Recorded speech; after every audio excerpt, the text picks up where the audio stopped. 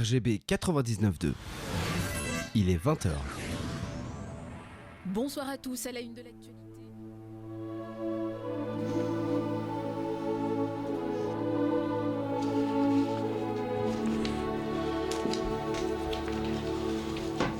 Bonsoir.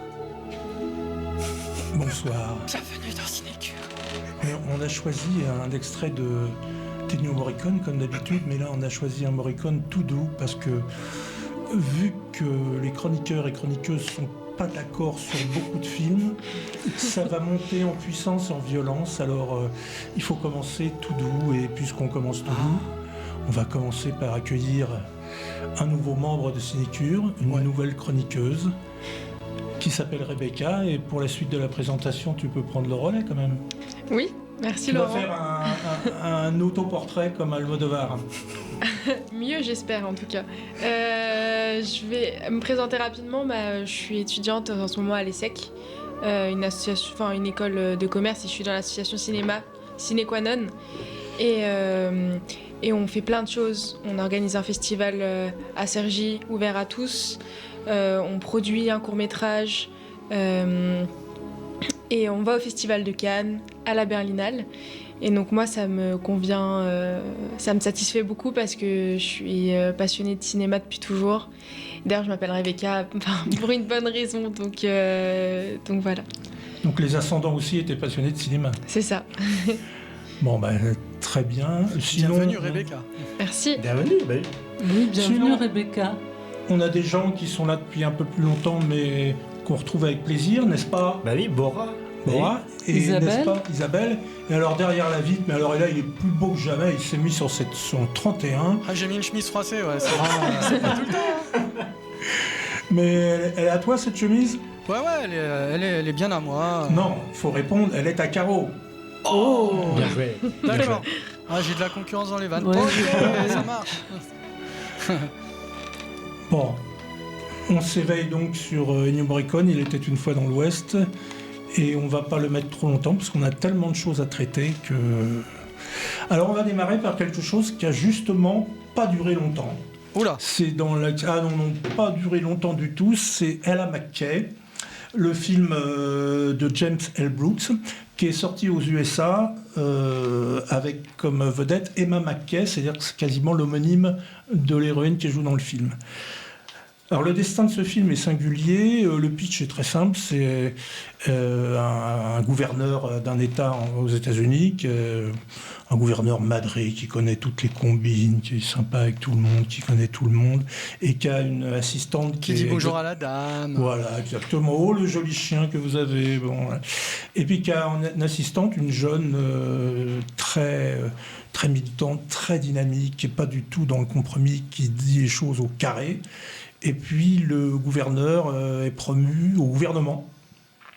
Alors donc il doit abandonner son poste de gouverneur et donc il le confie à son assistante qui devient gouverneur du jour au lendemain, de même que la promotion du gouverneur est du jour au lendemain au gouvernement. Et là va commencer les ennuis parce qu'elle va avoir une rupture de style terrible par rapport au précédent. Elle est soi-disant soutenue par son copain, mais plus elle va avancer, plus elle va monter, plus le copain... va commencer à pas suivre, ou voudrait avoir lui aussi des retombées, et puis plus elle va se faire d'ennemis jusqu'à... Bon, je peux vous dire que ça se termine bien, hein, même si elle passe par... Même si elle meurt à la fin, ça se termine bien.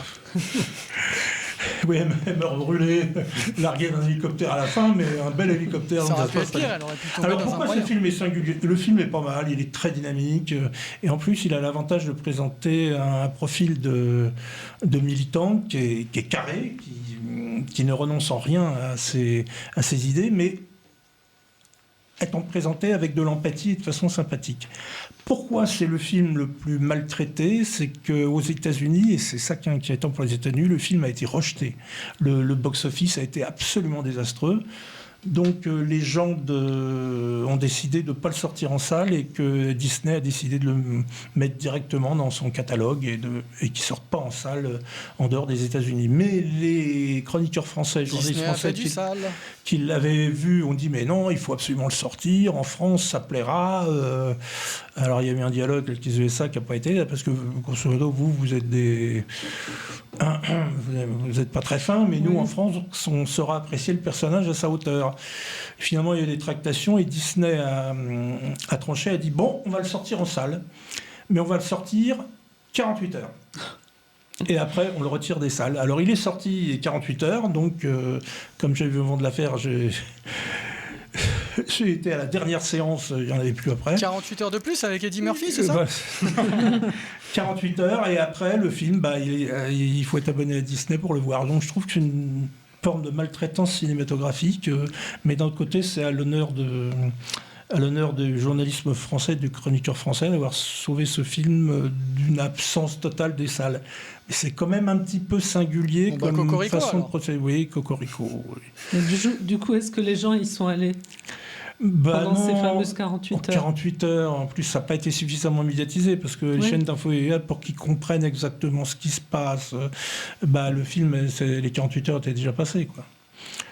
Donc c'est une triste histoire, mais c'est très étrange. Mais donc c'est le film qui n'est sorti que 48 heures. Donc il n'a pas fait 500 000 entrées. Voilà, c'était le chronique du film le plus maltraité du mois. D'où la musique triste de tout à l'heure. D'où la musique triste de tout à l'heure. Heureusement, on avait 2 représentants officiels de Cannes. Alors là, on était représentés au plus haut niveau. Ah, c'est ton moment. On a un représentant qui a fait tout le festival de Cannes et une représentante qui, pour une première fois, en a fait une bonne moitié. Donc on commence par le 100% et puis après on passera... évidemment. Si vous avez pour le 100%. Si vous avez pu me suivre pendant toute la quinzaine sur la radio et sur Instagram, puisque j'ai envoyé énormément de chroniques, j'ai parlé beaucoup de films. C'est quoi Instagram? C'est la version mieux de Facebook. Voilà, on va dire ça comme ça. La version violette, ok. Voilà, c'est ça. Et je peux dire 2 mots sur le ressenti, mais je pense que si on commence à parler du Festival de Cannes, on va en parler pendant 7 heures. Mais moi, mon ressenti pendant ces 10 jours, déjà, c'est une nouvelle approche, puisque l'année dernière, j'étais que 3 jours, et là, j'étais 10 jours, avec une accréditation presse. C'est très différent, le mode de fonctionnement est très différent. Vos emplois du temps est très différent, puisque vous êtes obligé de surcharger en quelque sorte les films que vous programmez tout au long de la journée. Sinon... Au cinéma, tu peux pas mettre en x2. Non, c'est ça le truc. Mais c'est toute la problématique, puisque j'ai bien galéré en tout cas pendant ces 10 jours à programmer les films, parce que il y avait beaucoup de films qui duraient plus de 2 heures. Ça allait jusqu'à 2h15, 2h30, 2h45, 3h, 3h15. Et il y avait parfois des journées où je me retrouvais avec 2h30 avec 3 films. Donc c'était assez éprouvant, mais en même temps c'était hyper stimulant. Et en tout cas, ça pas abusé des stimulants quand même pour tenir le coup. Il faut dire, j'ai un tout petit peu utilisé de stimulants pour réveiller ma conscience. Mais sinon, du café, de l'ibuprofène, exactement, des choses comme ça. Ouais, des choses comme ça. Mais sinon, ce qui m'a manqué en tout cas, c'était l'ambiance qu'il y avait dans les salles de cinéma. Et franchement, il y a que à Cannes qu'on peut voir ça, et pas en région parisienne, voilà. Mais je donne la parole à Rebecca. Je partage un peu ce point de vue, notamment sur le rythme qui est très particulier à Cannes, parce qu'en fait à Cannes on dort pas, on fait que regarder des films, on mange pas, on n'a pas le temps, et on les enchaîne, mais au final ce qui nous fait tenir, c'est vraiment l'ambiance qu'il y a dans les salles. Moi ça m'a vraiment plu, parce que c'est vraiment une réunion de passionnés qui ont fait le déplacement ou qui sont déjà sur place et qui viennent juste voir des films bons ou très mauvais, mais qui à la fin du film applaudissent, et pas seulement pour ce qu'ils ont vu, mais pour toute l'équipe qu'il y a derrière, tout le travail qui a été fait. Et donc tous les films sont reçus d'une belle façon, si on met de côté nos avis aussi personnels. Et ça m'a énormément plu. Et c'est assez particulier d'enchaîner des journées à 4 ou 5 films sans pause, sortir d'un film et faire le déplacement pour aller voir un autre film et pas avoir le temps d'avoir digéré le film d'avant et en manger un autre mais au final c'est super. Et vous alliez voir les t'as films dit que t'avais pas le temps de manger. plutôt au Palais des Festivals ou plutôt au Cinéum, le nouveau complexe, ou des salles particulières? Alors, moi, la particularité de mon accréditation de journaliste, c'est que nous, il y avait des séances presse qui étaient dédiées aux journalistes, et c'était majoritairement au Palais des Festivals. Donc forcément, moi, j'y étais plus sur les Palais des Festivals qu'au Cinéum. Mais le Cinéum reste chouette. Alors, ce qu'il faut savoir au public qui nous écoute, le Cinéum se situe à 30 minutes en bus du Palais des Festivals qui est à l'ouest de Cannes. Donc, mais ça reste quand même une petite ambiance sympathique au Cinéum. Je ne sais pas si tu as déjà été au Cinéum. Moi j'ai fait la Licorne, Ouais. qui est un petit cinéma, enfin c'est un petit théâtre en réalité. C'est à un arrêt de TER du Grand Palais des Festivals, donc du coup c'est super pratique pour s'y rendre. Et sinon j'ai fait beaucoup le Palais des Festivals grâce à la fameuse technique des pancartes qui a très très bien fonctionné. J'ai fait 7 fois le tapis rouge sur 4 jours. C'était sans accréditation presse. Donc, comme quoi, le Festival de Cannes est aussi très accessible. Et donc, ça marche, les marche. pancartes. Moi, je pensais Est-ce que tu as croisé Aurore Berger? Non, malheureusement. Et sinon, moi, je retiens peut-être un truc pendant ce Festival de Cannes, et je pense qu'on va en parler, c'est l'histoire qu'il y a eu avec Canal+. Canal+. Et oui, parce que nous, on a assisté à des séances, et notamment, je pense que le plus significatif, c'est les séances de minuit. Alors, pour vous expliquer les séances de minuit, c'est des séances qui commencent... Rien à voir avec Émile et Images, bien évidemment. C'est bien, j'aime beaucoup la référence. Mais les séances de minuit, c'est, en gros, ils diffusent des films des films d'horreur, des films de genre, etc. Il y a eu un film d'animation, il y a eu des films d'horreur, il y a eu une comédie de Quentin Dupieux, et en gros, la séance de minuit, ça commence à minuit. Donc du coup, vous avez plein de publics, c'est-à-dire vous avez les cinéphiles, vous avez les journalistes, vous avez les stars, vous avez les influenceurs, condensés dans le Grand Théâtre Lumière qui fait 2000 places, quoi. Et il y a une certaine ambiance, et il y a un air un peu très excitant, mais en même temps, on est tous fatigués, parce qu'à minuit, forcément, c'est très dur quand vous avez enchaîné 4 films dans la journée, c'est très dur à minuit.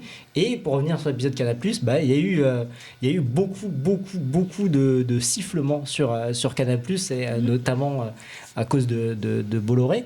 Mais voilà, c'était une ambiance qui était très particulière cette année au Festival de Cannes. Et puis l'épisode Gilles Lelouch, qui n'a pas voulu condamner, qu'on a surnommé le Gilles Lelâche, ce qui est dégueulasse. Je l'avais pas entendu ça. Qui a en quelque sorte dépolitisé Jean Moulin, mais je pense qu'on en parlera à sa sortie, le film. Mais voilà, c'était une ambiance qui est très particulière cette année, et je pense que l'année prochaine sera encore plus particulière avec l'arrivée des présidentielles et de ce qu'il y aura avec l'évolution de Canal+. Mais voilà.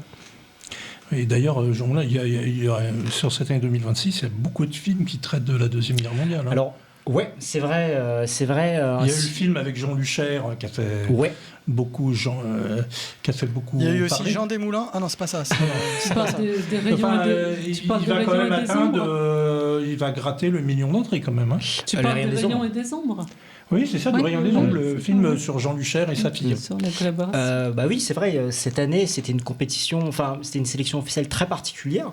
Déjà, la compétition, elle était plus centralisée sur les pays européens. Il n'y avait pas beaucoup de films américains, par exemple. Il n'y avait pas de films américains dans les sélections, ça a fait causer.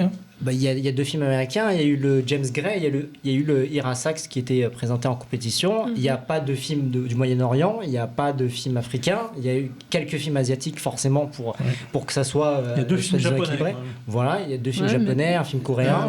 C'est léger, mais en tout cas, c'est une compétition qui est très européenne et surtout centrée sur la guerre, parce qu'il y a pas moins sur les 22 films de la compétition, il y en a au moins 5-6 films qui parlent de la guerre. Donc, vous imaginez, sur une journée, moi j'ai eu une journée... C'est pas très original de parler de la guerre, quand même.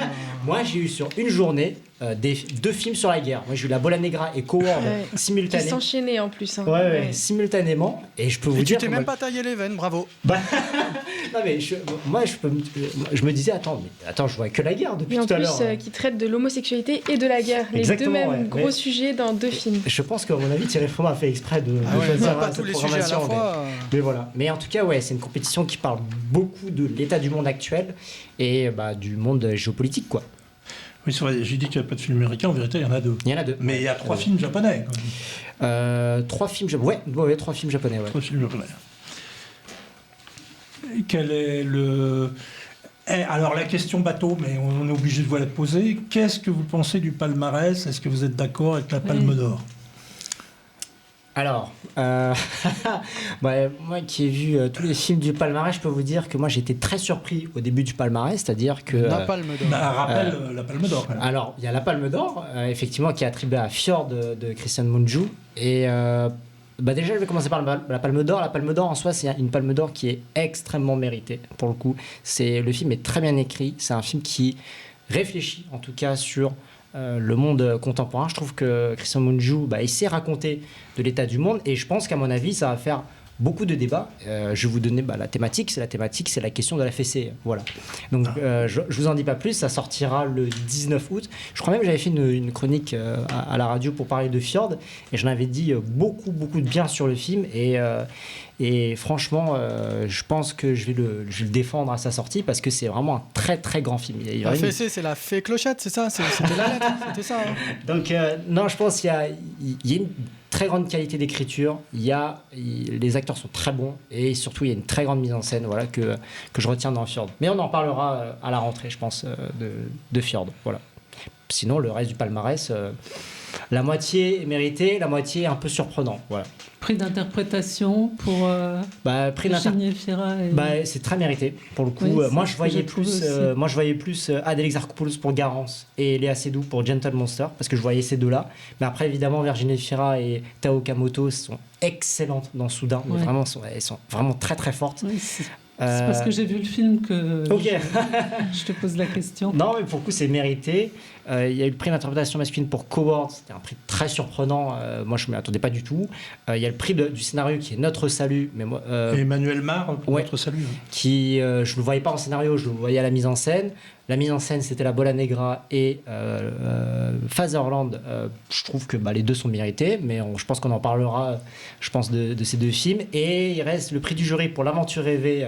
Alors, L'Aventure rêvée, je ne sais pas du tout ce qu'il fait au palmarès. Oui, il y a le Grand Prix Minotaur. Mais pour revenir sur le prix du jury, je ne sais pas pourquoi L'Aventure rêvée, je ne sais pas qu'est-ce qu'il fait là. Alors, ce qu'il faut savoir, c'est que L'Aventure rêvée est sorti et programmé à la fin de festival. Et je pense que Thierry Frémaux nous a donné un cadeau, c'est de faire des films sieste devant L'Aventure rêvée. Je pense que le film, pour moi, c'est un rattrapage des heures de sommeil que j'ai pas eu pendant le festival. Ah ouais, mais vas-y, raconte-moi ce qui s'est passé.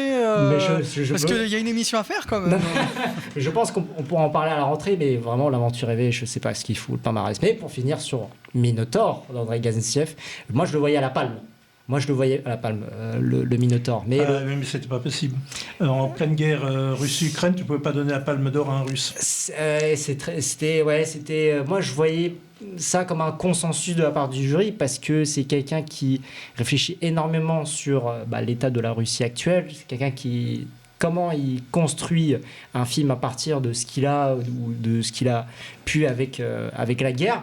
Mais moi, je le voyais personnellement à la Palme. Mais bon, forcément, ça peut faire engendrer quelques tensions, forcément. Et Rebecca, tes films marquants, toi? Moi, le gros coup de cœur, c'est La Bola Negra. Alors, je ne sais pas si tu vas me rejoindre là-dessus, mais c'est vraiment... En fait, c'est un film qui est magnifique, déjà, sur le plan esthétique, je trouve. Et il y a un va-et-vient entre plusieurs époques. Bola Negra, il faut quand même dire, c'est un film espagnol de Javier Calvo et Javier... De Los Ravis, oui. Et en fait, c'est une mise en scène que j'ai trouvée très fraîche pour la jeunesse, on voit vraiment la jeunesse des réalisateurs, ça transparaît, je trouve, dans le film. Et le casting aussi très frais, un acting très juste. Si tu dis encore une fois très frais, on va croire que tu parles d'une poissonnerie. Là. Non, mais c'était la canicule le week-end dernier, c'est pour ça. C'était vraiment un très film frais. qui parle de la guerre, oui, d'un sujet quand même très lourd. Mais en Alaska, du coup, c'est frais, voilà, les glaces. De l'acceptation de l'homosexualité dans une Espagne fasciste dans les années 30, mais aussi en 2017, dans une Espagne plutôt contemporaine de 2017, avec la montée d'un parti d'extrême droite ouvertement contre l'homosexualité. Donc c'est un film qui est toujours pertinent aujourd'hui. Et c'est pour ça que j'ai trouvé le film très frais, en ce sens, parce qu'il fait écho à plein de problématiques qu'on entend aujourd'hui, tout en racontant une histoire des années 30. Et tu veux dire que c'est un film contemporain pour toi? Exactement.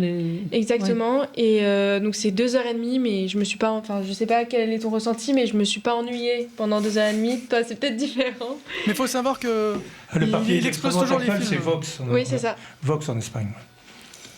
Bref, moi, j'entendais que c'était la palme d'or de tout le monde. Moi, je pense que je suis le seul à ne pas aimer le film La Bola Negra. Non, mais je pense qu'ils ont l'habitude ici. Je pense que les avis contre-courant de ma part, je pense que. Ouais, c'est. On en veut. Moi, j'attends que ça. Lui, il veut qu'il soit castagne, lui. Non, La Bola Negra, je sais pas. Il faut que je le revoie, mais je comprends tout à fait le propos du film qui est très, très, très intéressant. Et ça, je peux pas le nier par rapport à ça. Mais je trouve qu'il en fait un peu des caisses à la mise en scène. Je trouve en fait, ça embrasse trop de choses à la mise en scène, ça embrasse trop de choses au niveau de la narration. Il y a beaucoup de personnages dans le film. Dès les 5 premières minutes du film, j'ai vu qu'il y a déjà 3 époques différentes qui me sont présentées et je me suis dit mais comment ils vont faire pour diriger en quelque sorte toutes ces narrations. Et en fait, le film me perd constamment sans vraiment me proposer quelque chose de très linéaire. Alors, évidemment, le film est construit comme un puzzle. On en reparlera de La Bola Negra. C'est un film choral. Oui, c'est un film choral, ouais. Mais je sais pas, le film a beaucoup trop perdu dans sa structure. En fait, c'est la structure qui pose problème. Moi, j'ai rien contre les personnages, j'ai rien contre les propos, etc. Mais c'est juste ça qui me pose problème, vraiment. Ouais, justement, j'ai apprécié la façon dont ça a été amené, dont ça a été construit. Parce que justement, là où des films, les films chorales, ça a tendance à me perdre. Ouais. Et bah là, justement, je m'y retrouvais plutôt bien dans la dynamique qui était proposée. Et en plus, ça croisait à chaque fois toujours les mêmes sujets dans les 3 époques différentes. Et donc, pas seulement l'homosexualité, la guerre, mais la question de l'identité, du deuil, enfin plein de questions différentes en fait, qui ont retrouvé à chaque fois. Et de retrouver ces mêmes thématiques, je trouvais que ça avait une certaine pertinence de croiser ces différentes époques. Film choral, ça veut dire que ça chante, c'est ça? Tu veux dire que, Rebecca, tu veux dire qu'on ne s'y perd pas malgré la multitude de sujets traités, l'abondance apparemment de... Je comprends qu'on puisse s'y perdre, mais j'ai trouvé que justement la mise en scène, avec un étalonnage différent pour les différentes époques, permettait aux spectateurs de ne pas vraiment se perdre. En tout cas, c'est comme ça que moi je l'ai interprété. Bon, on va terminer sur Cannes avec... des 3 Japonais, il n'y en avait pas un qui... Ship in the Box, pourtant, Mouton dans une boîte a l'air passionnant. J'ai pas vu. Quelques jours à Nagui. J'ai pas vu non plus. Ah, non, là, ça, c'était pendant ta sieste, en fait. Ça, c'est une cabale. Et le dernier, c'est Soudain. Soudain, je l'ai vu. Moi, je laisse Isabelle parler. Moi, je veux bien en parler. Alors, vas-y. Alors déjà, c'est une coproduction Allemagne, Belgique, France, Japon, et c'est de Ryusuke Yamaguchi.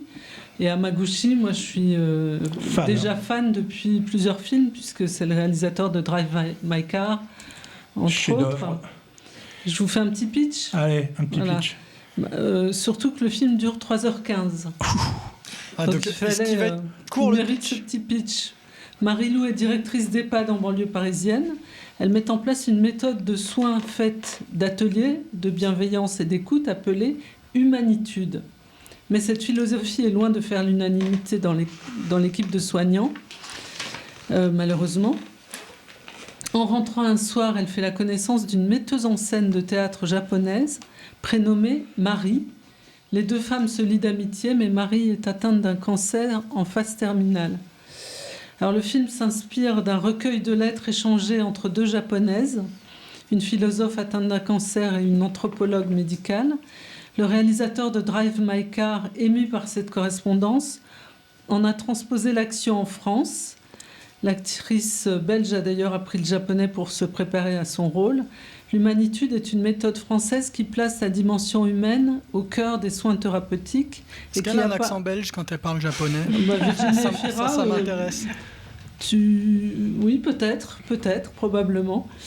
Donc, oui, cette thérapie, cette technique thérapeutique a été apparemment importée au Japon. Ici, c'est la pièce de théâtre qui rentre dans la maison de retraite. Alors, l'amitié de ces deux femmes transporte des montagnes. C'est un film émouvant qui fait la part belle au dialogue qui s'instaure entre Marie-Lou et Marie. Plus de 5 heures pour Scène 6 en 2015, près de 3 heures pour le multi-récompensé Drive My Car en 2021 qui avait remporté le prix du scénario à Cannes et où il était déjà question de monter une pièce de théâtre, mais cette fois dans un festival à Hiroshima. Comment ne pas être séduit par l'univers doux amer de Hamaguchi, surnommé le Romer français. Il s'est insufflé comme nul autre une légèreté dans des moments de tension dramatique extrême et retrouve ses thèmes favoris comme l'amitié et le deuil. Voilà, et comme vous le disiez tout à l'heure, les 2 prix d'interprétation pour les 2 actrices principales, Tao Okamoto et Virginie Fira. Donc pour moi, c'est un film qui mérite déjà les prix d'interprétation, parce que les 2 actrices, on est constamment sur les 2 actrices. Et Ryusuke Hamaguchi n'a pas perdu son talent, sa maestria. Voilà, si on a 3h15, c'est le film à voir, selon moi. Alors, le milieu du mois a été occupé par le Festival de Cannes. Il y a eu 2 événements ce mois-ci. Un tout à fait en fin de mois et un tout à fait en début de mois. On va commencer par l'événement de cette fin de mois, c'est-à-dire le film sur le général de Gaulle. Je vous ai compris et j'espère, Rebecca, qu'après ta chronique, les auditeurs auront compris.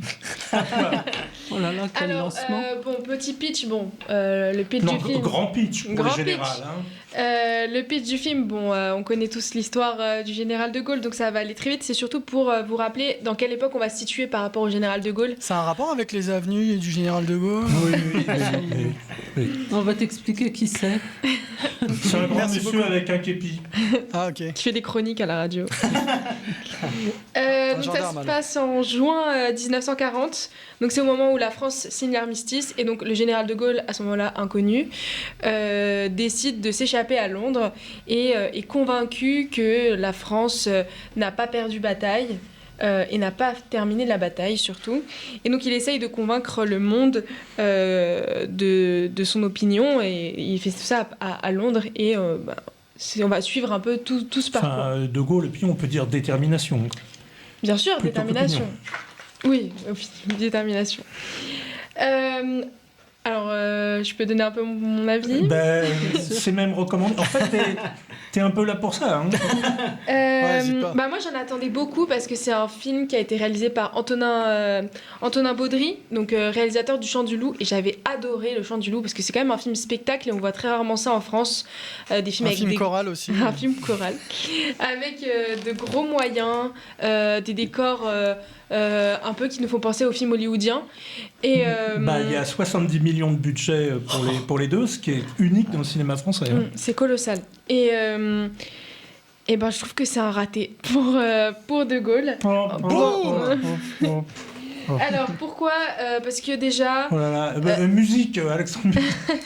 Ah ouais, ça tire à balles réelles. Allez, continue. On suit toute l'histoire, comme je vous ai expliqué, de Gaulle, etc., de sa détermination à vouloir venger la France, ne pas s'avouer vaincu. Mais en toile de fond, on a une histoire d'amour entre 2 jeunes et qui, je trouve, n'apporte strictement rien au scénario, si ce n'est que... Enfin, ça alourdit le scénario. C'est un peu le ventre mou, je trouve, du film. C'est pour que le film fasse 3 heures au lieu de 2, c'est ça? Non, je sais pas si c'est pour le rendre plus cinématographique, plus attrayant et moins documentaire, mais j'ai trouvé que c'était vraiment forcé le trait sur quelque chose qui n'apportait pas grand-chose. Il y a déjà eu un film sur le général de Gaulle avec Lambert Wilson, et là il y avait une fantastique histoire d'amour entre le général de Gaulle et sa femme. Là, c'est une histoire d'amour de deux personnages oui, qui est indépendants, quoi. Totalement indépendants, ouais. Voilà, et donc ça m'a un peu perturbée au début.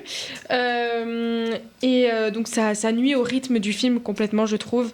Et sous couvert de grands spectacles hollywoodiens, en fait, on va avoir une direction artistique que j'ai trouvée vraiment bizarre, avec un étalonnage des couleurs qui donne l'impression, en fait, je trouve, d'assister à un espèce de documentaire, une reconstitution historique qu'on pourrait voir à la télé.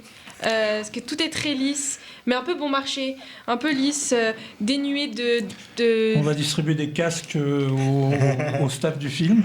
Il manque le logo INA, c'est ça? Exactement. En fait, j'ai trouvé que ça faisait un peu reconstitution 3D qu'on peut voir, par exemple, sur Arte, quand il y a un moment où on va essayer de reproduire l'histoire en Grèce antique. C'était exactement la même chose, mais avec De Gaulle. C'était de l'IA. C'était de l'IA. Tu veux dire c'est 13 images de synthèse ou Non, pas forcément, mais en fait, les couleurs, comment le film était esthétiquement, j'ai trouvé ça vraiment moche et pas beau cinématographiquement. Et en ce qui concerne l'acteur, alors il est De Gaulle et c'est interprété par Simon Abkarian, c'est ça. Ouais. Et j'ai pas du tout aimé son jeu d'acteur. J'ai trouvé qu'il nous livrait une prestation qui rendait le personnage de Gaulle comme une personnalité clownesque, un peu. Et celle de Churchill aussi. Et celle de Churchill aussi, bien sûr, mais comme on met l'accent sur De Gaulle, je voulais insister qu'il faisait là-dessus. des très bonnes blagues, hein, De Gaulle. Non, j'en sais rien en fait. En fait, j'aurais aimé avoir ce jeu d'acteur de la part de Simon Abkarian si le parti pris du film c'était de se moquer du général de Gaulle. Mais là, c'est pas du tout le parti pris. Et en fait, du coup, je savais pas du tout où me positionner. À la fois, c'était un homme déterminé, plein de convictions, qui a beaucoup œuvré pour la France, pour la libération. Et d'un autre côté, il apparaissait comme un personnage excessif, outrancier, qui savait pas se contrôler. Donc en fait, j'ai pas du tout aimé ce jeu d'acteur peut-être un peu exagéré. En fait, ils l'ont fait passer pour un mec qui sait pas jouer, qui ne veut pas respecter les règles, quoi. Ça faisait un peu guignol, quoi. Exactement, j'ai trouvé. Mon général, pardonnez-leur, ils ne savent pas ce qu'ils font. Bon, après cet encouragement c'est pas le général, formidable à aller voir le film. C'est bien pour une première chronique, comme ça. Bon, donc c'était l'événement de cette fin de mois. Alors, je sais plus si c'est le film ou la chronique de Rebecca, finalement. On va revenir, par contre, ça c'est beau, plus douloureux, à l'événement du début du mois. Et l'événement du début du mois, c'est l'abandon de Vincent Garingue sur l'exécution de Samuel Paty. Alors, qui démarre? Moi, je veux bien démarrer. Cadeau, on l'a tous vu? Oui. Non, moi, je l'ai pas vu. Isabelle? Je l'ai vu, oui. Bon, j'ai démarré. De toute façon, le pitch est très simple. C'est les 11 derniers jours de la vie de Samuel Paty avant qu'il soit assassiné et décapité par un... Juste à côté d'ici, d'ailleurs, à Conflans-Sainte-Honorine. Mais... Oui, sur la ligne du RER. Voilà, c'est ça. Par un extrémiste tchétchène. Alors, le pitch, il est très simple. Hein. C'est un cours sur la liberté d'expression où il passe à des élèves, après les avoir quand même prévenus que ça peut choquer, peuvent sortir, les autres peuvent se masquer le visage. Bon. Et il passe les caricatures de Mahomet parues dans Charlie Hebdo, qui ne sont pas piquées des verres, parce qu'il y en a certaines. Et évidemment, ça cause. Et il y en a une élève qui n'était pas là, qui raconte à son père qu'on a manqué de... Voilà, on a insulté le prophète, etc. Et le père démarre au quart de tour, et avec les réseaux sociaux, il rentre en contact avec des extrémistes, et puis la machine va s'emballer, et on va passer des menaces de plus en plus lourdes, le corps enseignant, la proviseure du lycée doit faire appel à toute une série de départements administratifs pour que dans ces cas-là... pour tenter de protéger le professeur. Mais en vérité, il y a trois niveaux. Il y a les élèves, la réaction des élèves et l'évolution de la réaction des élèves. Il y a l'évolution de la réaction des professeurs. Il y a une critique très forte de l'administration, parce qu'il y a une scène hallucinante qu'on voit toutes les sous-cases et les sous-administrations qu'elle doit prévenir dans ce cas-là, mais il y en a au moins 14 ou 15. Je me demande comment ils ne se chevauchent pas les uns les autres. Et puis, il y a la sphère au-dessus, des gens qui sont de confession musulmane, où il y en a des extrémismes, il y a la fille qui n'est pas d'accord avec le père, il y a la fille qui a lancé le mouvement, qui finalement aimerait bien débrancher à un moment donné, mais ne peut plus arrêter le mouvement, et c'est une sorte de machine infernale qui aboutit à l'assassinat. D'ailleurs, le fait qu'il, les derniers jours, il se trimballe avec un marteau est un fait juridique, parce que le réalisateur a dit « Moi, je me suis appuyé uniquement, j'ai attendu que le procès en appel ait été terminé pour faire ce film en s'appuyant uniquement sur les faits tels qu'ils ont été déterminés par l'enquête et le tribunal. » Évidemment, le film a été colossalement attaqué, parce que ceux qui ont agressé sont évidemment mis en cause. Mais moi, je trouve personnellement que le cinéma se grandit à se saisir pas trop loin des événements, quand c'est des événements marquants de l'histoire de France, de s'en saisir et de le traiter. Après, on peut très bien critiquer, dire j'aime pas ça, c'est très très sensible. Qu'est-ce qu'ils sont susceptibles mais je trouve que c'était bien de faire ce film. Je peux pas dire que j'ai aimé, parce que c'est tellement... Tu fais que c'est un fait tragique, c'est un fait réel, mais...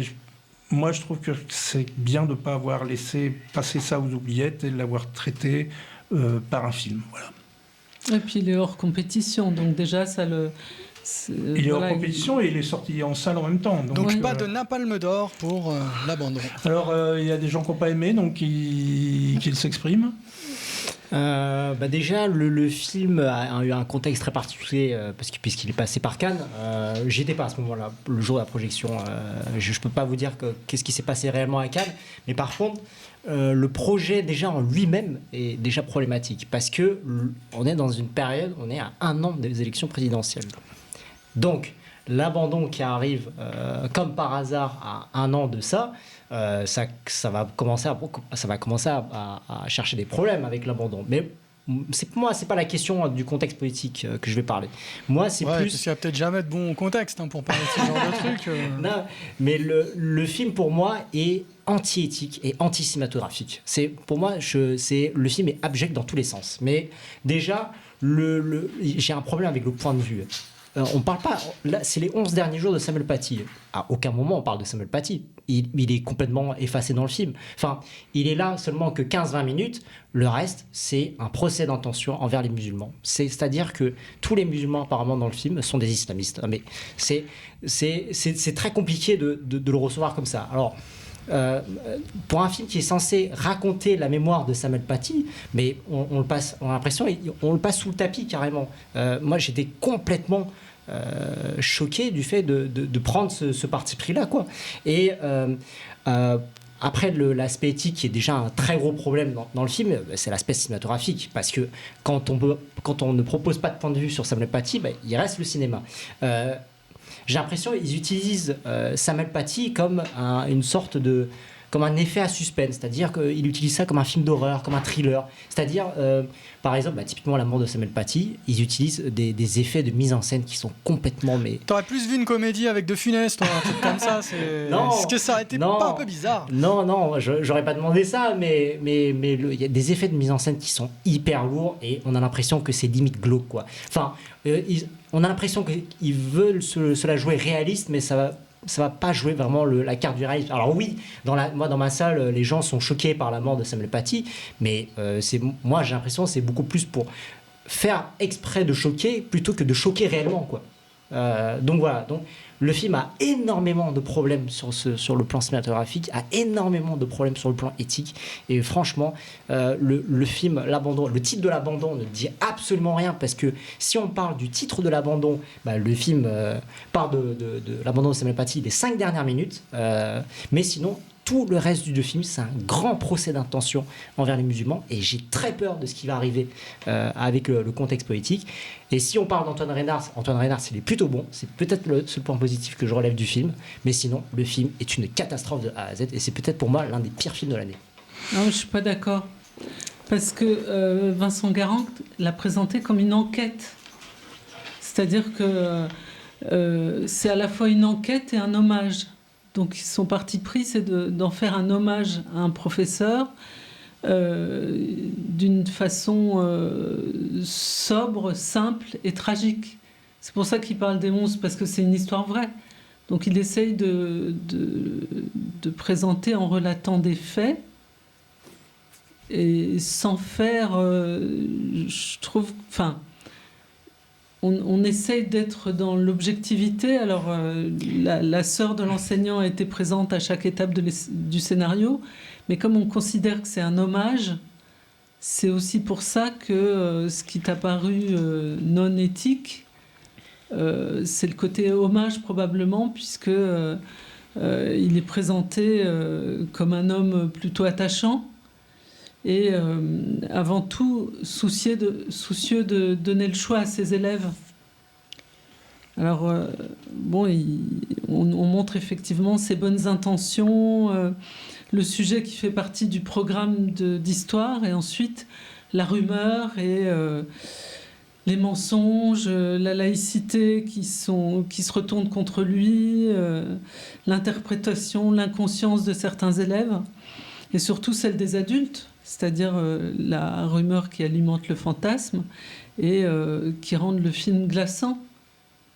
Mais je pense que c'est le côté enquête-hommage qui a pu donner cette idée de film procès contre les musulmans, quoi. Moi, je te trouve un peu dur quand tu dis que tous les musulmans sont... Non, tu as le duo là, entre le père qui est un militant islamique très dur et sa fille, ils sont en opposition. Et d'ailleurs, dans la réalité, c'est pour ça que le cinéaste est toujours attaché à la réalité, la fille a fini par témoigner contre le père, hein, à la police et devant le procès.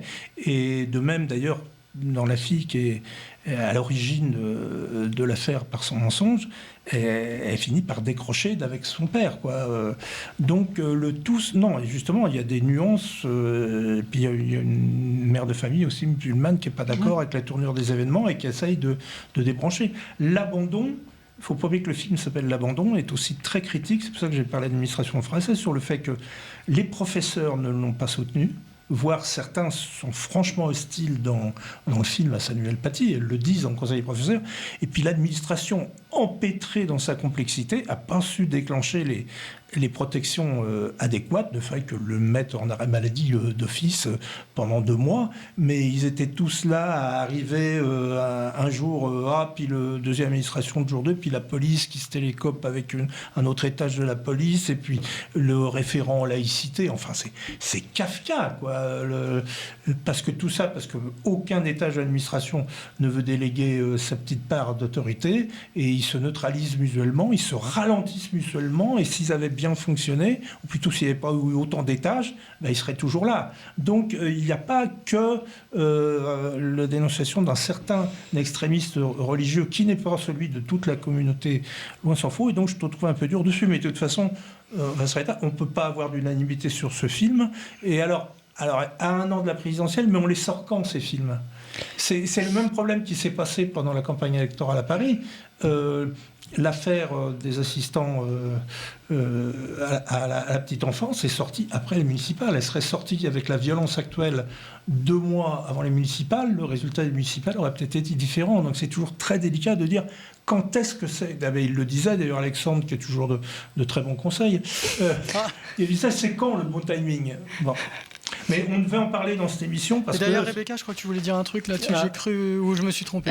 Non, j'ai un avis sur la question aussi, mais j'ai pas vu le film, donc est-ce que j'ai tort d'exprimer mon point de vue ? Je sais pas, mais je te rejoins un peu sur ce que tu disais, parce que oui, on dit que c'est un hommage. Mais si en plus on ne le voit pas trop dans le film, qu'il n'apparaît que 15 minutes, j'ai un peu du mal à comprendre l'idée de l'hommage derrière. Et même si c'est nuancé par rapport à ce procès d'intention par exemple, que tu parlais envers les musulmans, même si le film est très nuancé, notamment là, entre la relation entre la fille et le père, j'ai peur que beaucoup de personnes ne voient pas ces nuances. Et c'est là où le film peut être dangereux à l'approche des élections, et là où je rejoins ce que tu disais en fait. C'est aussi dangereux que l'attentat, après, il faut faire attention. Mais c'est une histoire vraie, mais attention au carton de texte au début du film qui disait c'est les faits, on raconte le film avec les faits qui nous sont donnés, mais on réécrit un peu certains passages. Donc, ils se sont servis du procès. Ouais. Et donc, des minutes du procès, ouais. Ouais, les minutes du procès, et donc c'est une enquête. Donc je pense qu'il faut plus le voir comme une enquête, reportage et hommage que comme un film de fiction. Il faut qu'il y ait Dominique Rizet et Christophe Fondelat qui fassent. Vous êtes en train d'accuser. Voilà, ça serait mortel. Ouais, je sais pas. Moi, je suis très. Je suis très perplexe par rapport à ça. Mais je comprends.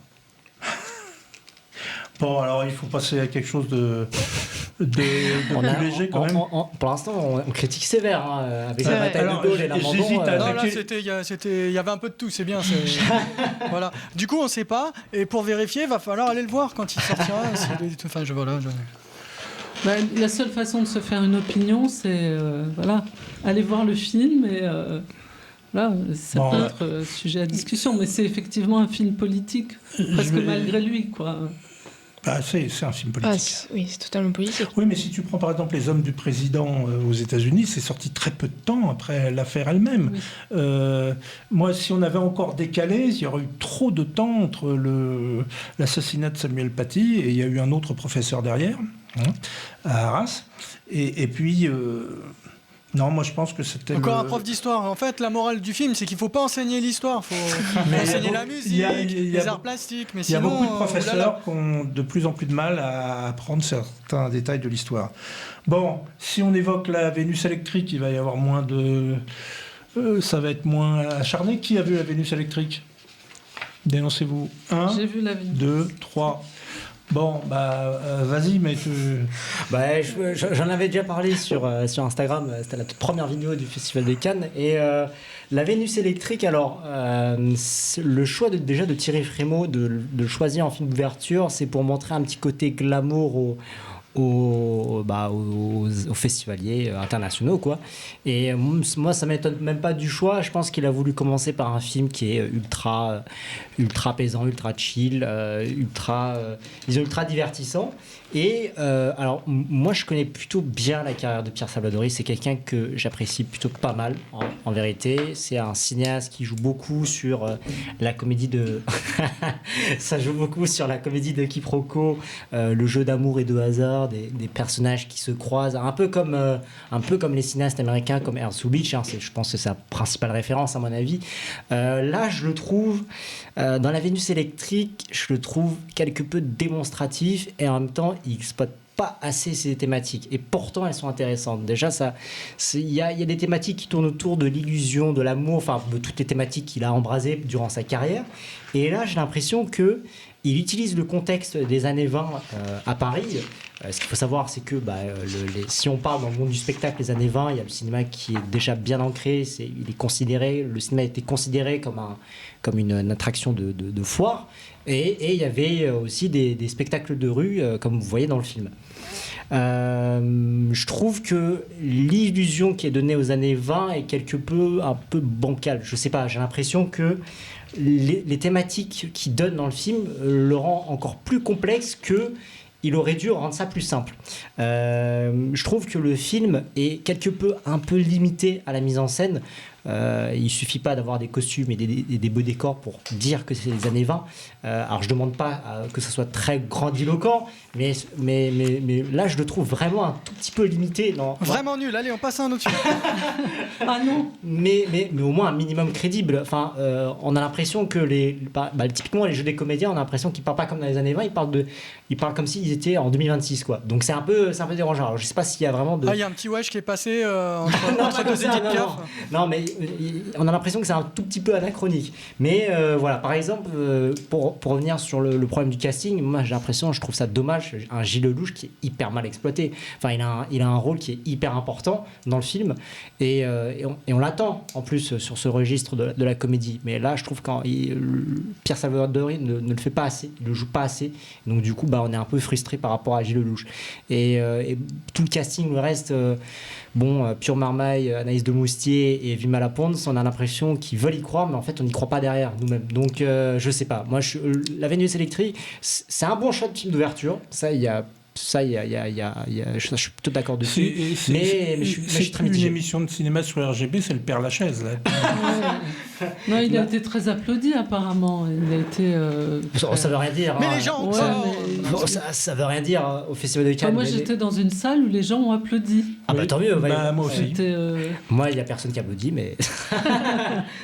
Non, il faut rappeler quand même le pitch. Hein, Oui. c'est un peintre qui ne peut plus peindre parce qu'il s'accuse de la mort de sa femme. Il se sent responsable et puis il va voir dans ses cirques et puis ses attractions ambulantes, il va chercher une voyante pour essayer alors qu'il est complètement bourré, pour essayer d'en savoir plus. Et puis avec un quiproquo, au lieu de la voyance, il tombe sur la Vénus Electrifica,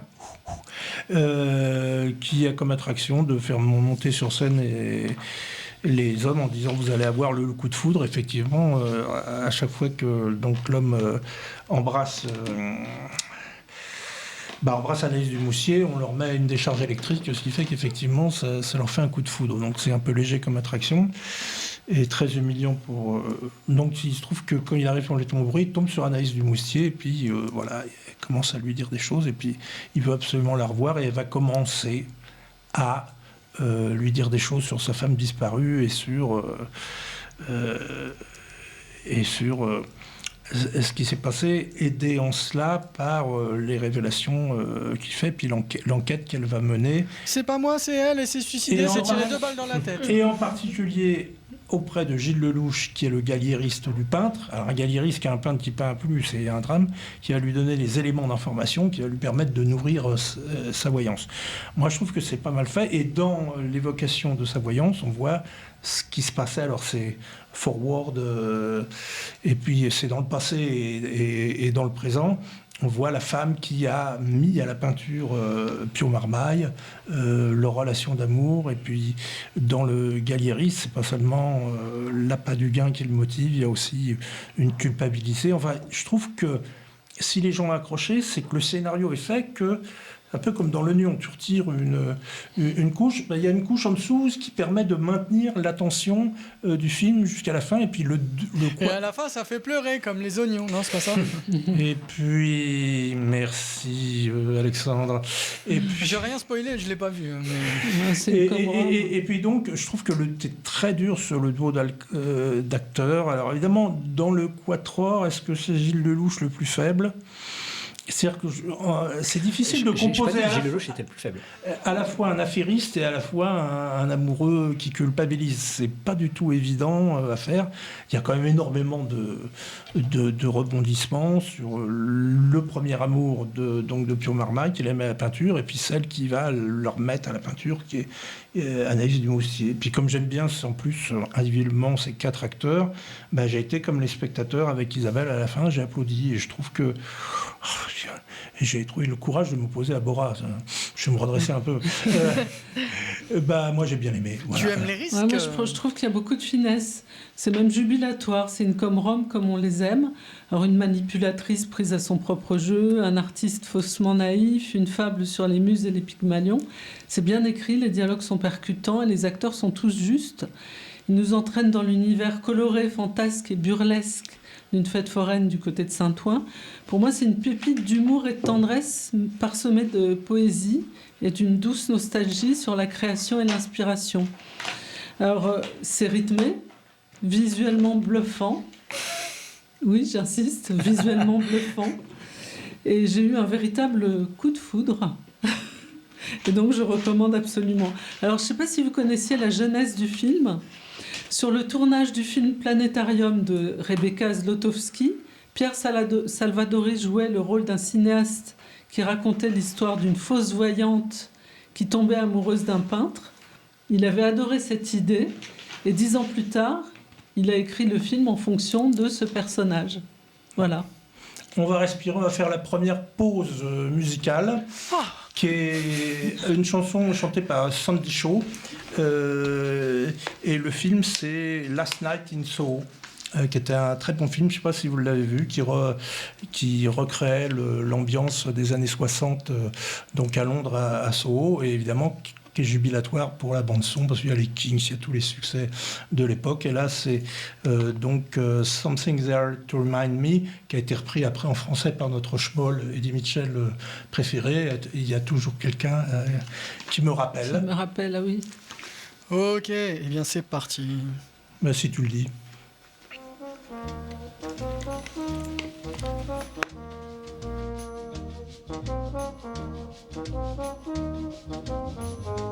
I walk along the city streets you used to walk along with me. And every step I take recalls how much in love we used to be. Oh, how can I forget you when there is always something there to remind me? Always something there to remind me. I was born to love you, and I will never be free. You'll always be a part of me. Oh, oh, oh, oh. When shadows fall, I pass a small cafe where we would dance at night. And I can't help recalling how it felt to kiss and hold you tight. Oh, how can I forget you when there is always something there to remind me? Always something there to remind me. I was born to love you, and I will never be free. You'll always be a part of me. Oh, whoa, whoa, whoa, whoa, whoa, whoa.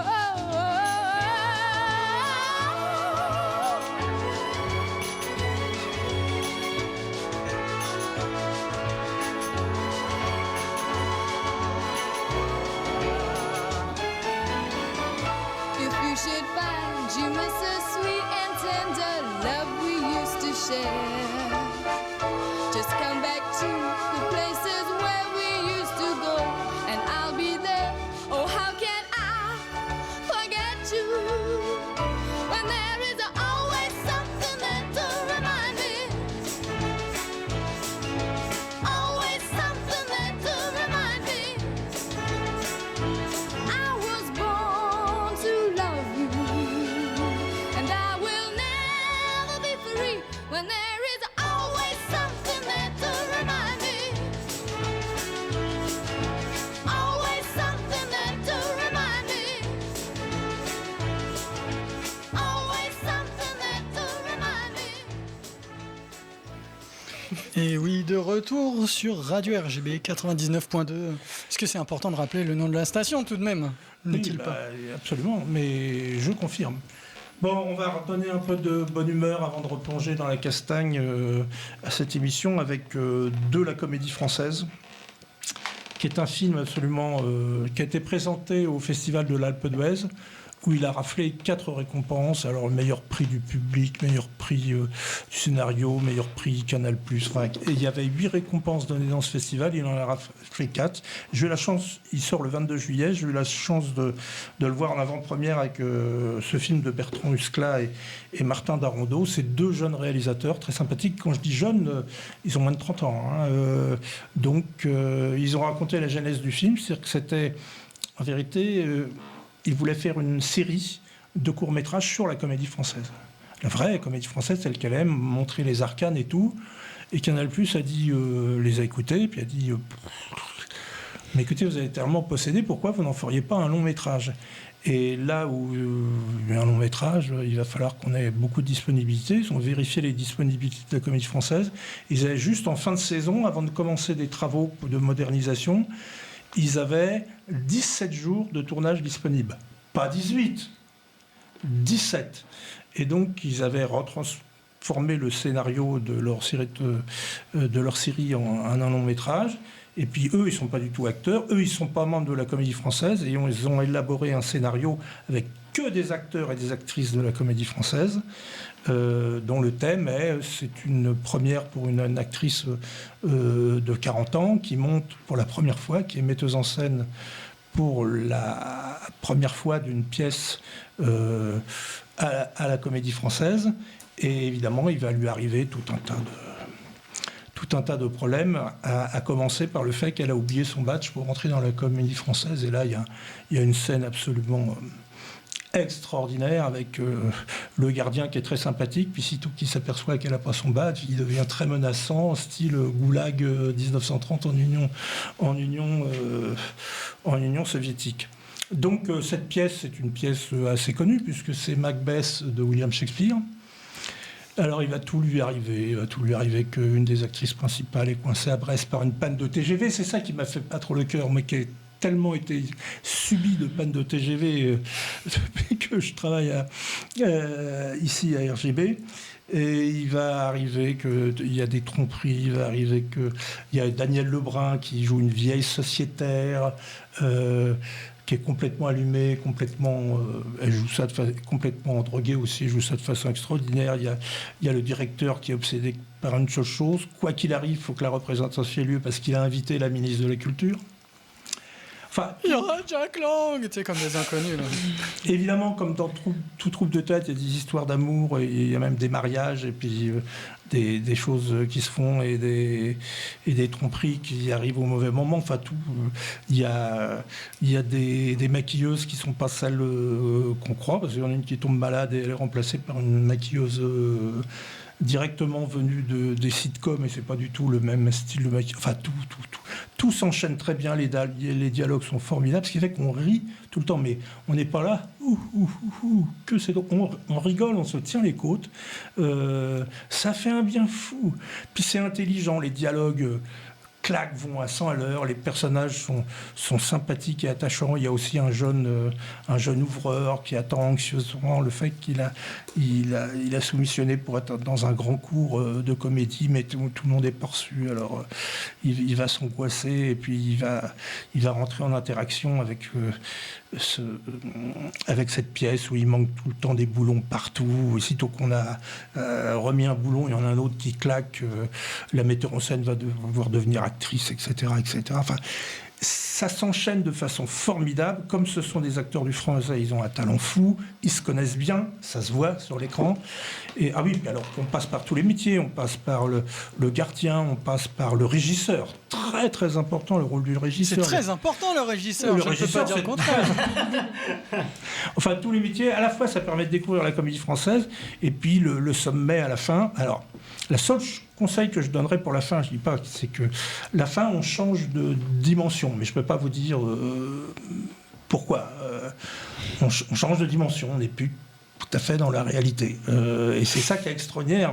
Ce que tu dis, c'est ping-pong, c'est formidable, il y a un rythme extraordinaire. À un moment donné, ça s'essouffle. Ça ne s'essouffle pas, et à la fin, ils réussissent un décollage. Et enfin, dernier conseil, le film est terminé, vous dites « Ah, j'ai bien rigolé, je me lève et je m'en vais ». Fatale erreur. Parce qu'il y a un petit piège tendu, c'est qu'il faut laisser se dérouler 2 minutes de générique, et puis après, il se passe quelque chose de très important. Mais ça, on a l'habitude avec les Marvel, les scènes post-génériques. Et qui n'est pas soudain, il y a un mec où on passe une séquence ratée à la fin, ça se fait beaucoup dans certains films. Non, c'est un truc la fin est très originale. Et c'est pas un bêtisier traduit, quoi. Parce que donc, je suis sorti en disant, qu'est-ce qui est raté dans le film ? Parce que je savais que j'allais devoir affronter Bora. Je m'étais posé la question. Mais allez-y. Il faut que ce film, qui n'a pas coûté grand-chose à faire, mais par contre, qui aurait été vraiment...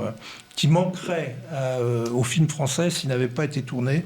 Ça s'appelle De la comédie française de Bertrand Huskla et Martin Darondeau. J'ai bien aimé la charge culpabilisante pour dire vas-y Bora, explose-le ce film qui n'a pas eu beaucoup de budget et qui a vas-y, mais tape une mémé à terre encore.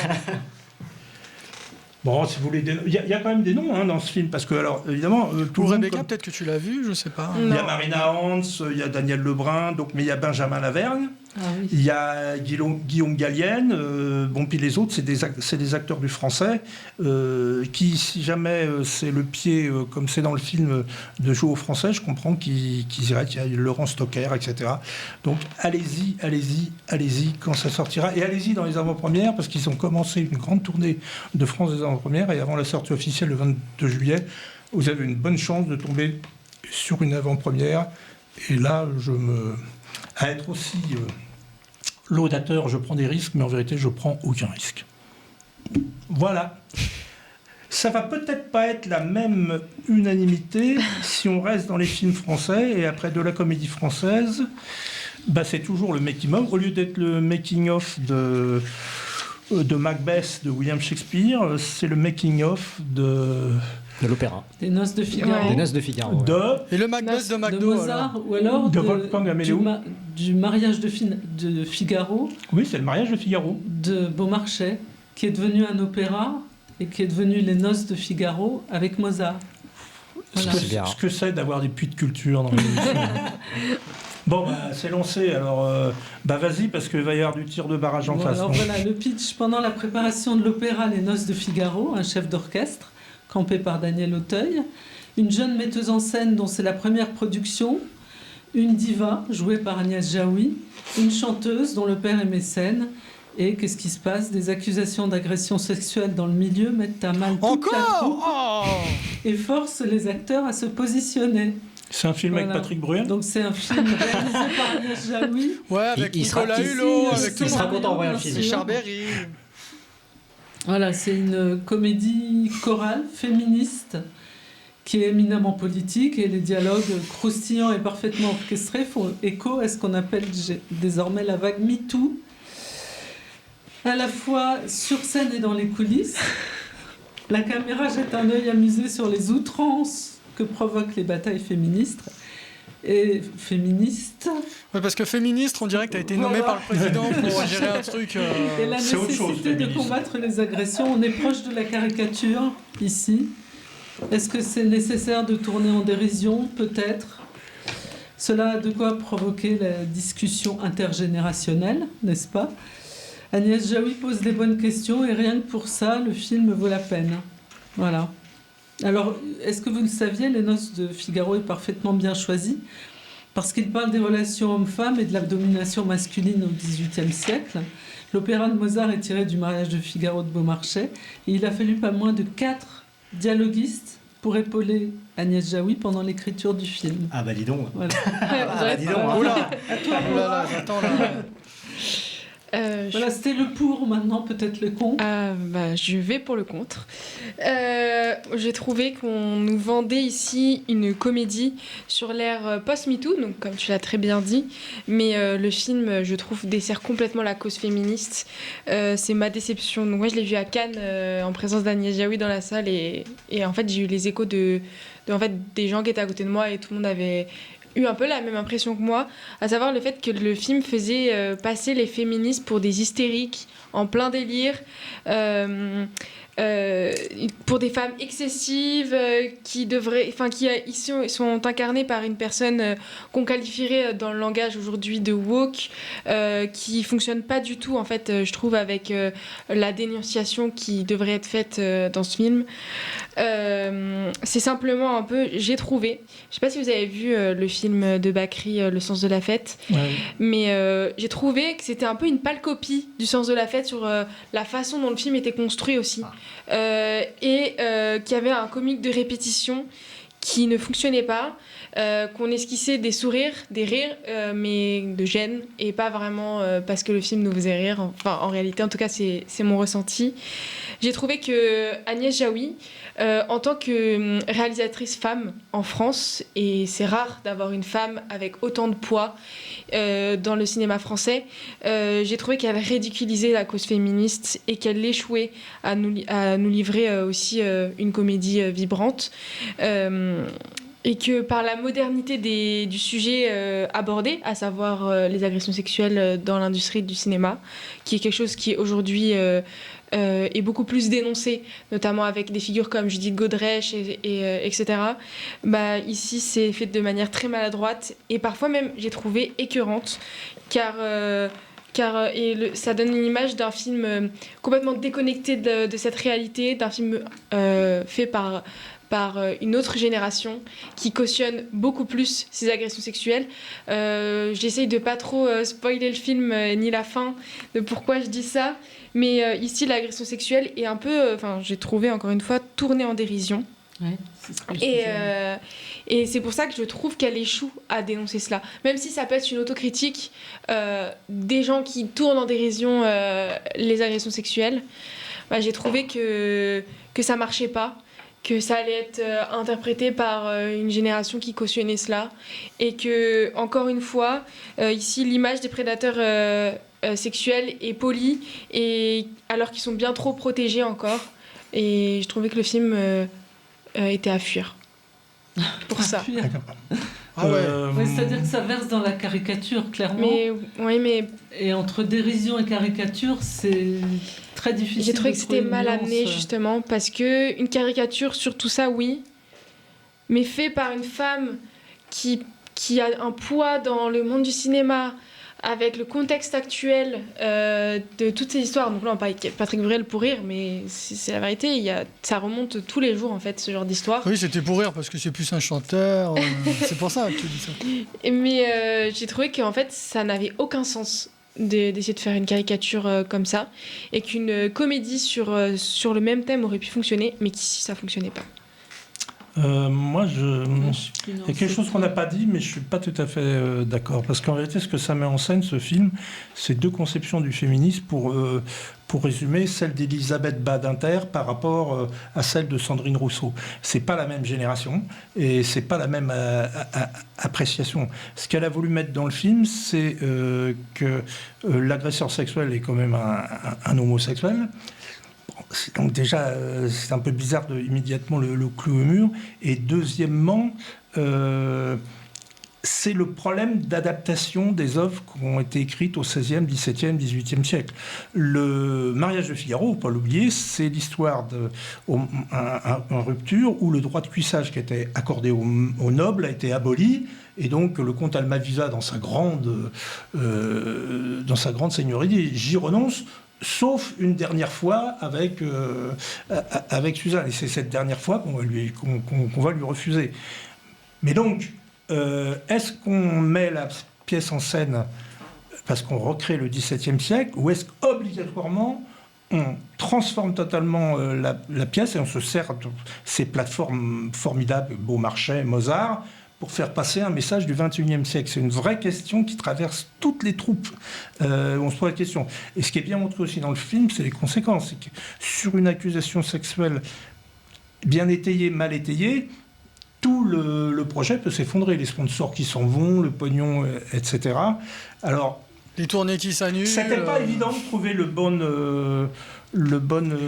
équilibre. Je trouve qu'elle a choisi une actrice pour jouer les féministes très tranchées, celle de Sens de la Fête, qui est pas elle a pas pris un second rôle, ou quelqu'un qui a pas de punch pour incarner ça. C'est une actrice qui a une force, une puissance considérable, largement supérieure même à celle d'Agnès Jaoui, et donc je trouve qu'elle a essayé. Alors évidemment, elle ne pouvait pas trouver le bon équilibre, parce que dans ce type de propos, il n'y a pas d'équilibre.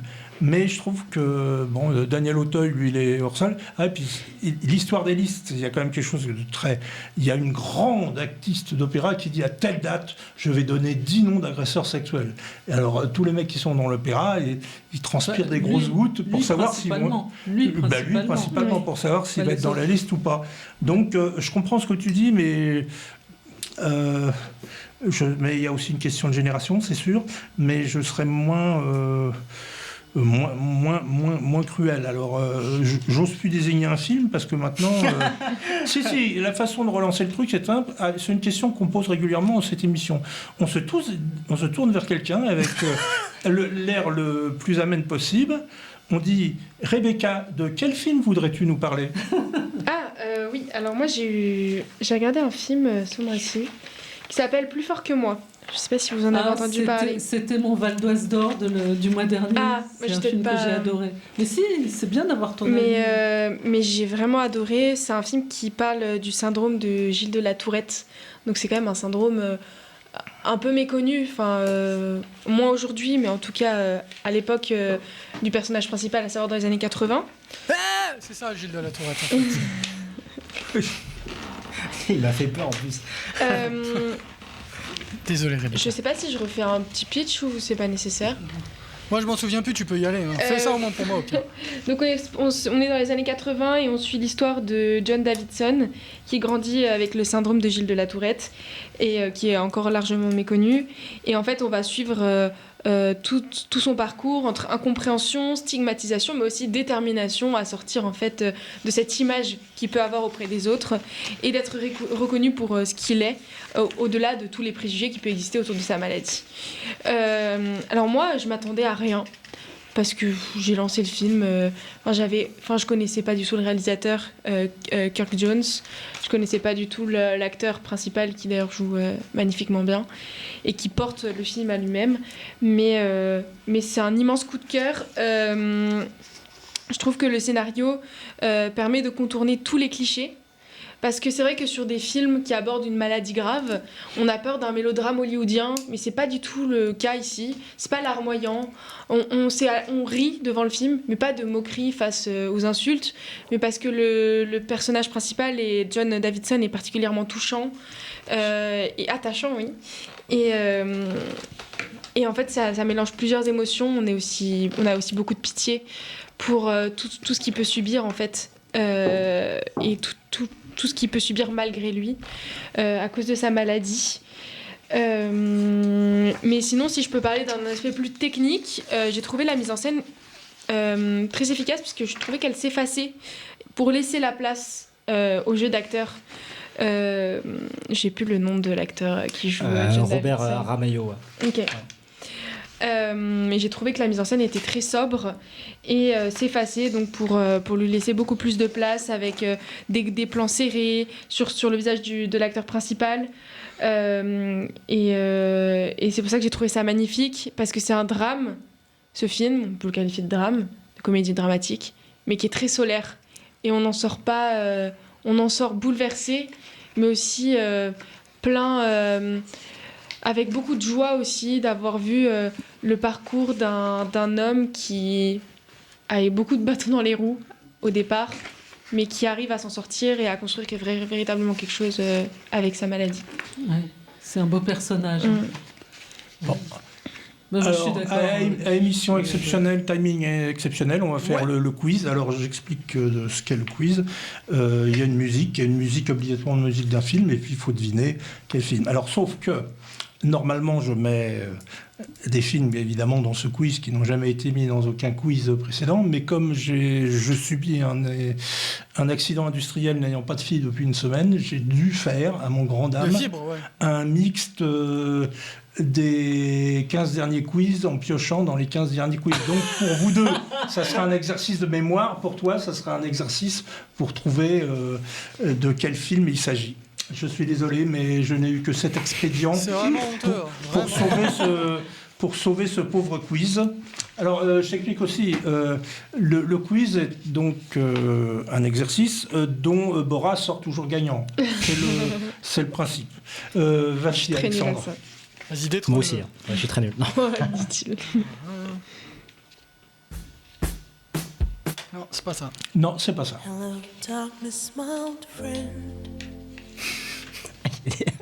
Il y a un deux pièges.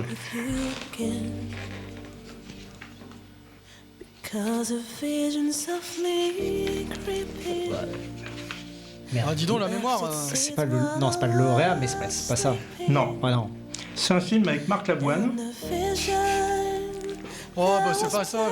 Marc Lavoine. Sam Carman, Fred Testo. Ah, je l'ai pas vu alors. Moi, je sais pas. C'était le piège pour que j'ai quand même un film que vous trouviez pas.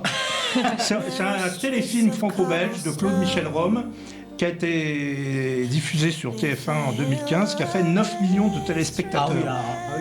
La musique est de Paul Simon, L'Emprise, et donc il y a cette reprise par Alison Marek, c'est un film belge, Sound of Silence, donc musique et paroles de Paul Simon. Il y a un titre qu'ils n'ont pas trouvé. Après, ça va être le massacre. Donc enchaîne. D'accord. Attends 2 secondes. C'est-à-dire que c'est nous. Vous êtes prêts? Vous êtes prêts? Oui, on est prêts. C'est parti.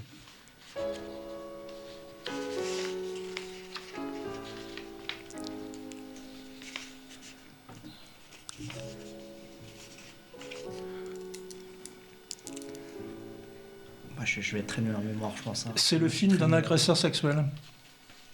C'est un peu large. Patrick Bruel. Polanski. Bah, c'est le pianiste alors. C'est le pianiste. Ouais. Mais là, je vous ai Voilà, donné la ouais. réponse.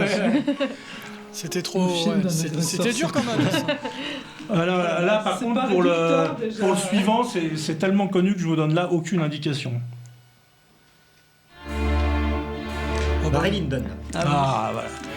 Barry Lyndon avec Ryan O'Neill, Marisa Berenson, Patrick Magee, musique de Georg Friedrich Handel, de Stanley Kubrick en 1975. C'est la sarabande Maroc. Suivant. C'est parti, sans bug cette fois-ci. Ouais, c'est bon. C'est Buena Vista Social Club. Ouais. Buena Vista Social Club, musique de...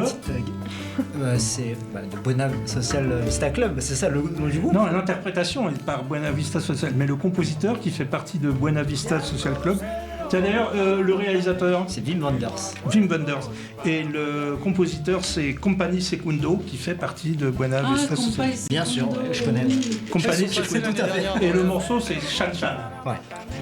Toi, hein, Ah oui, mais Il est alors expérimenté. Hein. Ah si, le suivant est tellement évident Ah que bon, ouais, j'ai pas pris le thème principal. Alors j'ai pas pris le thème du début du film.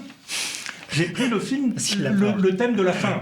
Ok. Parce que si c'était le thème du début du film, je pense qu'il était tout en 3 secondes. Alors je tente un 5 secondes sur le thème de fin du film. On y va.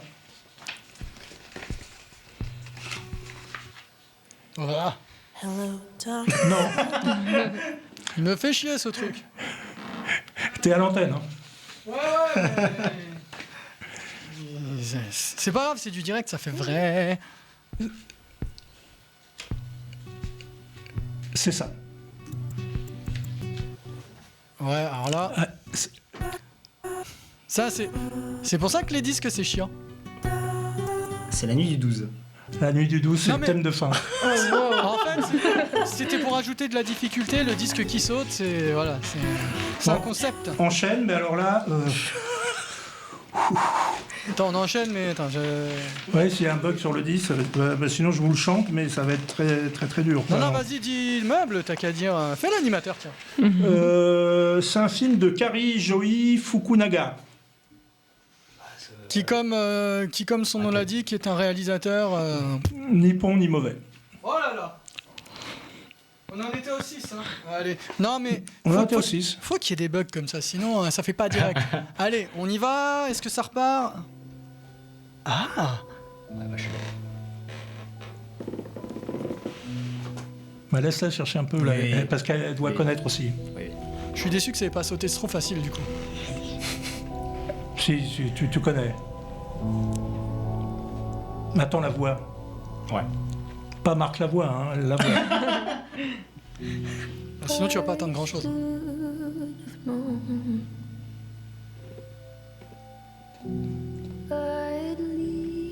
On dirait Billie Eilish.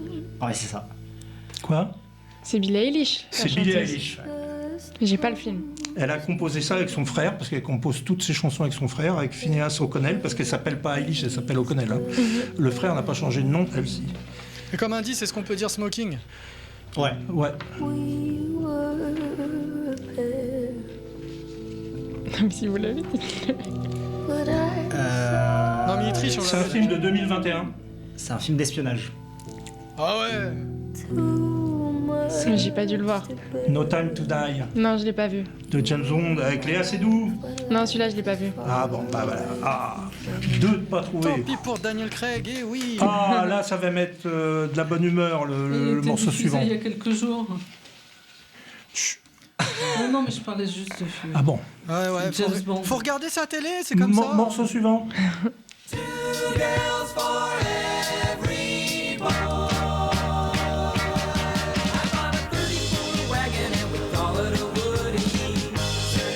Un film de 2015.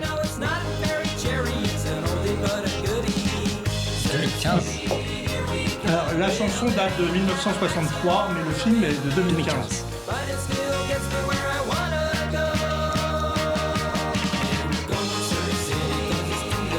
Dans le film, il y a Clovis Cornillac.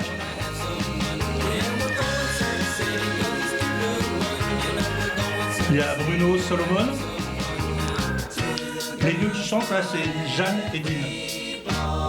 Clovis Cornillac, 2015. Si je cite l'acteur suivant, c'est fini. Ouais, jaune. Jaune. Voilà, écoute. La chanson, c'est Surf City. Alors là, Qui a un rapport avec le film. Ça se passe à la playa. Mais c'est Brise de Nice numéro 3. Oh, wow. waouh. Je l'aurais jamais trouvé. Ah ouais. Oh là là. Bon, dernier film du quiz. Après, on rattaque le massacre des films de ce mois-ci.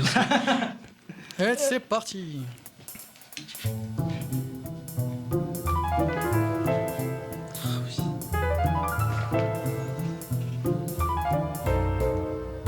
Ça, je pense que tu l'as vu, ce film.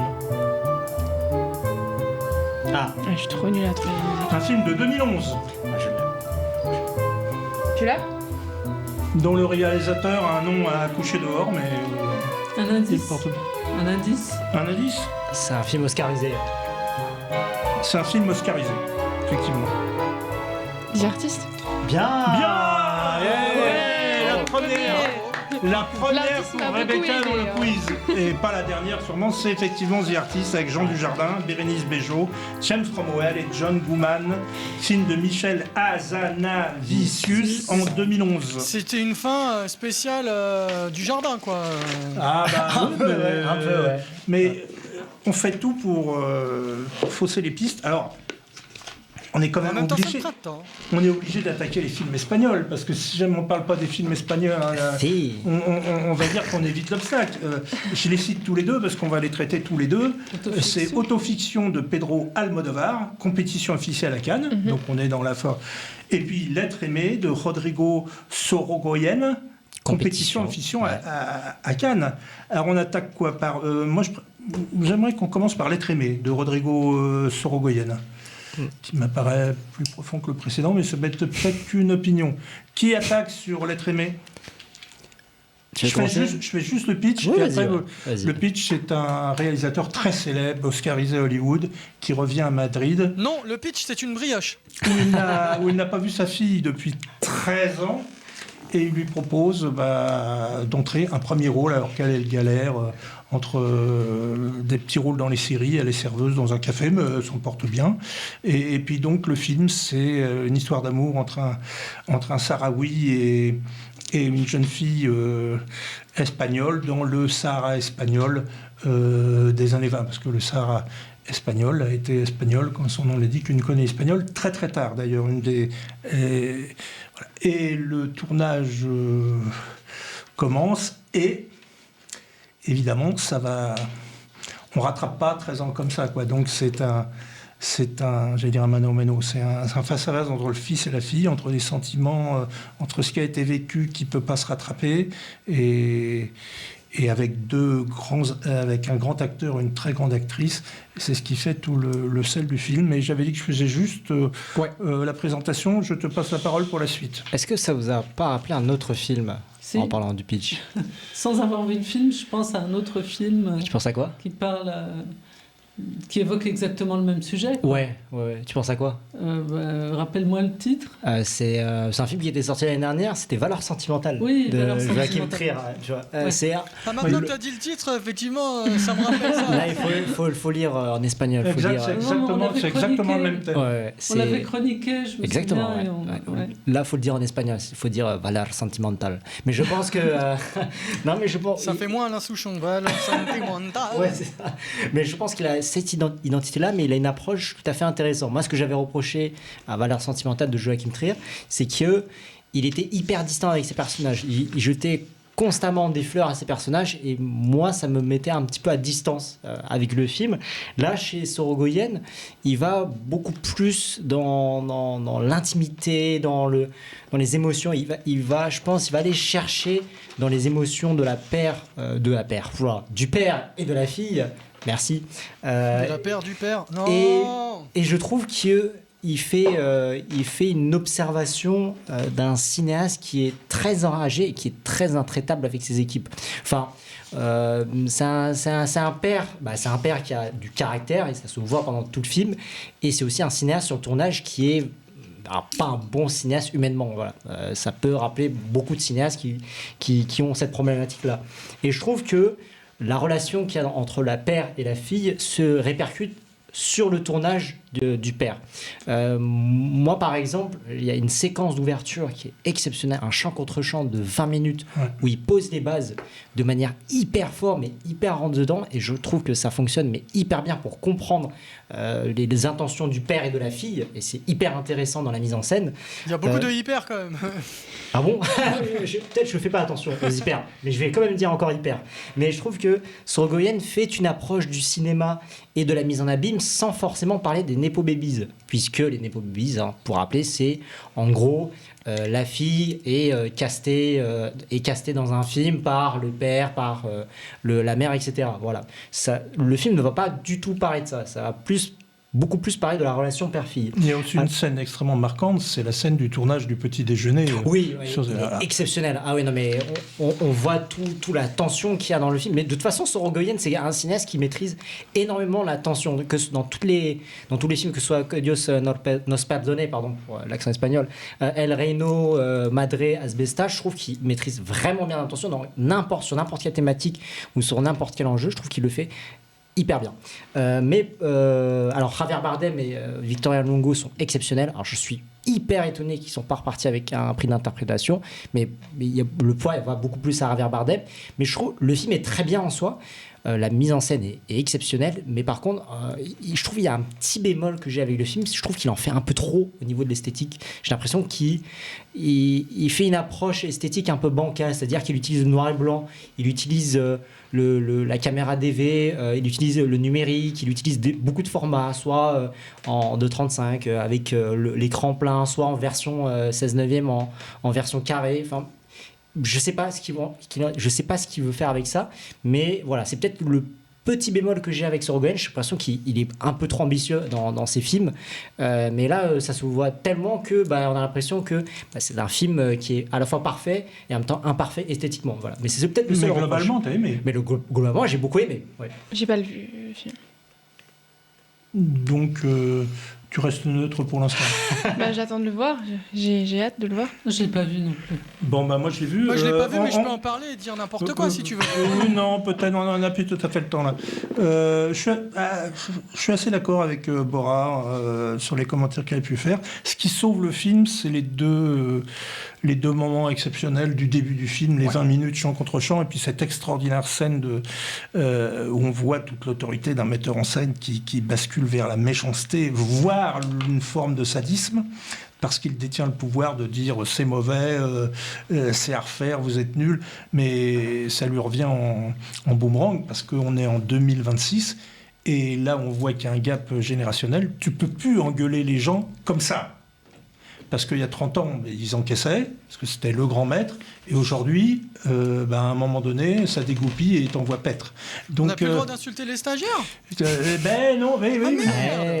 Compliqué, hein. Justement, c'est un des thèmes, et donc ça, j'ai trouvé que c'est très fort, et globalement, j'ai bien aimé le film. Je dis pas qu'il est parfait. En plus, il a l'avantage de traiter un sujet que j'ai jamais vu traité au cinéma de mémoire, même si c'est traité de façon totalement directe, c'est le Sahara espagnol, aussi bien dans ses décors que dans le fait qu'il y a eu une colonisation espagnole sur ce territoire. Ça n'a jamais été traité au cinéma, donc j'aime bien quand il y a des barrières qui tombent et quand il y a une première qui se fait. Sinon, je ne vais pas répéter ce que dit Bora, parce que je suis d'accord avec lui. Alors, peut-être qu'on sera moins gentil avec le Almodovar. Qui a vu le Almodovar? Oh, t'attaques le Almodovar, allez-y. Ouais. Et Rebecca t'enchaîne derrière. Ok. Alors Raoul, le pitch. Raoul est cinéaste, comme Elsa, son personnage, en pleine écriture de son film. Lorsque sa voisine lui parle d'un drame arrivé à une de ses proches, il s'en inspire pour raconter le parcours d'Elsa.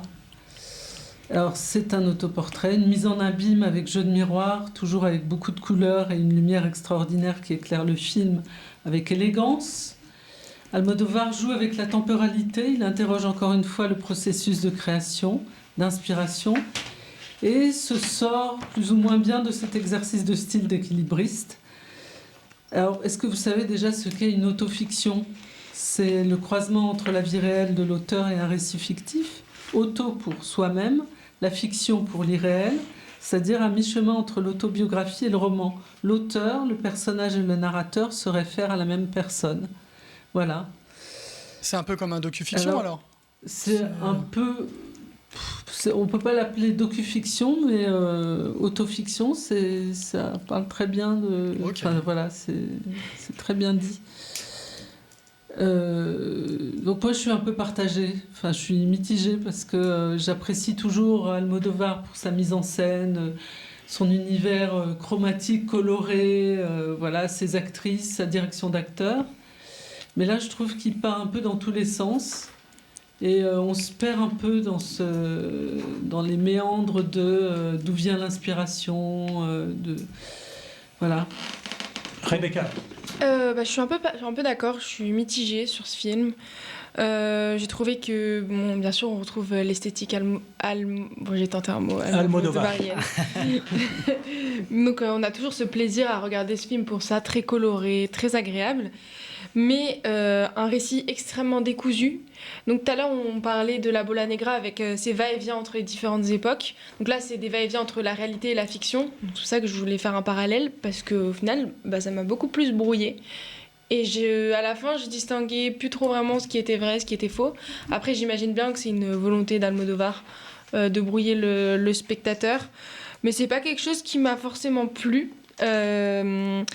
Je trouvais que ça manquait de balises narratives qui auraient pu... c'est joli, ça, balise narrative. Ouais, j'aime bien. Donc en fait, ça, c'était pas assez clair et ça a contribué à affaiblir, en fait, je trouvais pas mal ce film. Et aussi l'impact émotionnel du film. Parce que Almodovar essaie, donc, comme dans la plupart de ses films, d'aborder plusieurs thèmes. Notamment l'anxiété, la douleur, la sororité. Mais en fait, tout se mélange dans ce film. Et donc, on n'arrive plus vraiment à savoir ce dont il veut parler. Donc, je suis un peu mitigée. J'ai pas détesté. J'ai passé un bon moment devant. Mais j'irai pas le revoir. Je vous trouve... Je trouve un peu indulgente pour le coup. J'ai vu le film, mais ce que je vais dire, c'est la mauvaise influence de Bora. C'est une très mauvaise influence. Pedro Almodovar, c'est le symbole de la movida, c'est-à-dire quand le franquisme est tombé, il y a toute une société longtemps contenue sous le boisseau qui a émergé et il était le calque de cette société nouvelle qui naissait et il a su la mettre sur l'écran de façon formidable.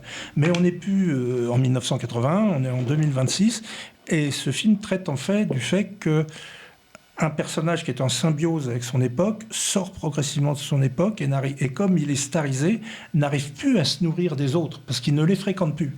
Et donc, qu'est-ce qu'il lui reste à faire ? Il lui reste à vampiriser ceux qui lui sont proches, s'accaparer leur histoire et encore pire leurs drames, les drames les plus terribles qui leur sont arrivés, pour en faire quoi ? Pour en faire une œuvre de plus, parce qu'on voit que dans le film, certes, il n'a pas tourné depuis un certain temps, mais il est oscarisé de partout, on lui demande partout de faire des conférences, grassement rémunéré, il reçoit des récompenses dans tous les coins, donc il n'est pas exactement dans la misère, mais il veut absolument encore réaliser, alors que il a forcément quelque chose à dire. Et c'est Almodovar qui se parle un peu à lui-même dans ce film. Et donc, alors c'est courageux de le reconnaître, mais forcément, je me suis posé la question à la fin du film, pas dire que j'ai détesté le film, mais j'ai dit quand même, qu'est-ce qu'il va faire derrière ? Parce que là, il est à l'os. C'est-à-dire, tout ce qui me reste, c'est mes proches, je m'accapare leurs histoires, et je leur fais rendre gorge jusqu'au dernier cri de douleur pour en faire un film. Donc voilà, donc j'avais dit mitigé parce que ça m'a, à la fois c'est honnête de le reconnaître et d'un autre côté ça m'a gêné. Donc Pedro Almodovar, autofiction, je comprends qu'il n'ait pas eu de prix. Trop de pathos, c'est ça que tu veux dire un peu ? Non, mais c'est l'épuisement quand il te reste, c'est tout le problème des gens qui font des romans, des œuvres en vampirisant leurs proches autour. C'est arrivé plusieurs fois dans des romanciers et ça pose de gros problèmes à l'entourage, que l'entourage vient à un moment donné vers le réalisateur en disant « mais c'est moi là dans le film ». Et ça concerne aussi bien sa collaboratrice que l'homme qui vit avec lui, que tout le monde. Mais ça, est-ce que ça te gêne ? Bah oui, ça me gêne. Parce que c'est moi et on va me reconnaître. Parce qu'il a beau... on fait tout le temps le va-et-vient entre la réalité et puis ce qu'il est en train d'imaginer. Alors il pense brouiller les pistes entre se transformant en femme dans la virtualité, mais en vérité, ça ne trompe pas beaucoup de gens, pas très longtemps. Bon, donc voilà, quoi. Finalement, personne n'est enthousiaste, personne n'est... Non, pourtant, moi, je suis assez fan d'Almodovar habituellement, mais là, j'avoue que... Bon, un peu déçu. Ouais. Bon, est-ce que vous aimeriez un bon massacre à la tronçonneuse, mais un vrai, un tatoué, un de référence? Par exemple, si je demande à Bora de nous parler du mammouth du mois, donc qui est une rubrique qui revient, c'est un budget dont le film doit être supérieur à 100 millions d'euros. Et il se trouve que The Mandalorian a un gros goût, a un budget de 165 millions de dollars, ce qui n'est pas énorme pour un Star Wars. Sachant que Disney avait racheté la franchise pour 3,4 milliards de dollars. Alors, est-ce qu'ils vont rentrer dans leurs sous avec cette mouture ? Alors, le The Mandalorian est gros goût. Alors, vous avez peut-être l'habitude ici sur Sénécure. Parfois, je défonce les mammouths. Parfois, je dis du bien des mammouths. Mais là, cette fois-ci, je pense que je vais pencher pour la première option. Puisque je l'ai vu cet après-midi. Je l'ai laissé tout frais dans ma tête. J'ai vu il y a 3-4 heures déjà. Oui, ouais, 3, 4, 5 heures. Alors, ce qu'il faut savoir, c'est pas un mammouth accessible au grand public, parce qu'il faut poser des bases par rapport à Star Wars. Le The Mandalorian est gros goût, il faut voir les 3 saisons de The Mandalorian qui est sur Disney+. Et oui, c'est un peu la logique maintenant des blockbusters, c'est qu'il faut aller voir des séries avant, des films avant, et ainsi de suite. Enfin, c'est assez épuisant. C'est-à-dire qu'il faut poser quelques RTT pour ça. Voilà. Exactement. Peut-être même un confinement, si tu veux, pour poser, pour voir les 3 saisons. Là. Ah ouais, mais bon, c'est pas pratique. Pour vous situer, si vous voulez, la temporalité de The Mandalorian et gros goût, ça se passe quelques années après l'épisode 6. Et je crois 30 ans avant l'épisode 7. Voilà, l'épisode 6, je crois, c'est le retour du Jedi. Et l'épisode 7, je m'en souviens plus, je sais plus comment ça s'appelle l'épisode 7. Bon, bref, c'est pas la question. Mais le problème, c'est que la structure de The Mandalorian est de gros goût. On a l'impression que c'est 3 épisodes de 45 minutes condensés en 2h15. Enfin, on a l'impression qu'il a les aligné 3 épisodes de suite, parce qu'en fait, le film n'a pas de récit à proposer. Il ne propose pas du tout de récit. Le problème, c'est que le récit se tient juste à des missions que doit faire le Mandalorian. Donc, c'est comme le principe des épisodes qu'il y a dans The Mandalorian. Moi, j'ai vu seulement les 2 premières saisons. J'ai pas vu la saison 3. Dans la série de The Mandalorian, en fait, il fait des missions. En fait, il fait des quêtes. Le Mandalorian, c'est un chasseur de primes. Donc là, le film ne me dit pas grand-chose sur Star Wars. Et pourtant, il y a pas mal de choses à explorer dans l'univers de Star Wars. Mais il me dit rien du tout sur le Mandalorian, sur le gros goût, parce que oui, même si c'est bébé Yoda, même s'il est mignon, etc., mais il fait pas grand-chose du tout. Je trouve que les personnages et les intrigues dans le film, il y a vraiment 0 exploitation, vraiment. C'est vraiment c'est laborieux. Et même si c'est un film d'action, oui, il y a des scènes d'action un peu à la Star Wars, ok, il y a des tirs, etc., ça se bataille dans l'espace, mais non, mais c'est d'un ennui mortel. Moi, je m'ennuie devant, je prends aucun plaisir du tout à voir le Star Wars, quoi. Enfin, non, mais Donc, tu déconseilles plutôt? Ah, je déconseille, mais totalement. Je sais même pas quelle est la recette là, le film entre la première et la deuxième semaine a fait moins 69%. Donc le bouche à oreille est désastreux. Donc non seulement parce qu'il y a le Festival de Cannes en même temps, mais en même temps le problème c'est que c'est pas un film, c'est pas un mammouth grand public, quoi. C'est pas un projet dernière chance, c'est pas un Marvel. C'est pas fédérateur, quoi. The Mandalorian, c'est quelque chose. Alors je dirais pas niche, mais disons que il faut être à l'actualité dans Star Wars, parce que sinon vous êtes largué, voilà, tout simplement. Et alors là, on arrive à un point critique de l'émission. Je vous ai laissé aller jusque-là pour que vous ne soyez pas bloqués ni inhibés, mais je vais vous révéler quelle est l'actrice du mois sans hésitation possible. Il montre ça à la caméra. L'actrice du mois. Cocotte. Cocotte, qui est un film extraordinaire. Tu donnes faim à montrer des poulets comme ça, là? C'est pas un poulet, c'est une poule, monsieur. Une poule en pot. Une Eh oui. poule noire, Oulala. car il existe des poules noires, de même qu'il existe des panthères noires. C'est un film donc de Georgi Palfi, qui est hongrois, et c'est tourné en Grèce. Et c'est l'histoire... Alors, c'est l'histoire tournée par des vraies poules. C'est pas un film d'animation ni l'intelligence artificielle. Il a fallu 8 poules pour tourner le film. C'est l'histoire depuis la naissance. Et Agnès Jaoui, elle a eu besoin de combien de temps pour écrire le dialogue de ce film-là, du coup? Non, t'as dit par Liverpool. C'est pour Ça part de l'éclosion de l'œuf dans un élevage industriel. Et puis on voit les poussins, on voit la sélection des poussins, ceux qui partent On voit les au nuggets, broyeur et ceux qui vont devenir des poules. Et puis quand ils sont devenus des poules, bah, on les vend. Et puis elles partent à l'abattoir. Et à un moment donné, au livret, le réceptionniste, il voit, ah, mais il y a une poule noire. Non, mais moi je veux que des poules blanches. Et donc c'est le chauffeur qui prend la poule noire et qui dit, bah, comme ça ferait une poule au pot pour ma femme, ça va être très bien. Et le chauffeur s'arrête pour faire le plein de son camion. Et là, il y a une série de circonstances. La poule se sauve. Et c'est là que ça commence. Alors, il va devoir affronter des tas d'aventures. D'abord les prédateurs naturels. Quel est le prédateur numéro 1 de la poule? Le renard. Le renard, bien. Ouais, j'ai fait un AVC. Mais il y a aussi le Faucon. Le faucon, très bien. Non, mais il y a tout, il y a tout. Là, Mais ça ça- bien le fait pour être bouffé, ça. Non, mais ça va pas être ça le plus dur. Le plus dur, c'est qu'elle va être ramassée dans sa fuite par quelqu'un qui va l'emmener, non pas Sur pour l'île la d'Epstein. manger, Oh non. mais pour lui faire pondre des œufs. Et alors c'est un type qui a une gargote au bord de la mer, et il va la mettre dans un poulailler. Et là commence. Alors, c'est pas un film pour les enfants, hein, parce que la sexualité, les scènes de sexe entre la poule et le coq, c'est très très chaud. Hein. Meilleure catégorie sur les sites, il paraît.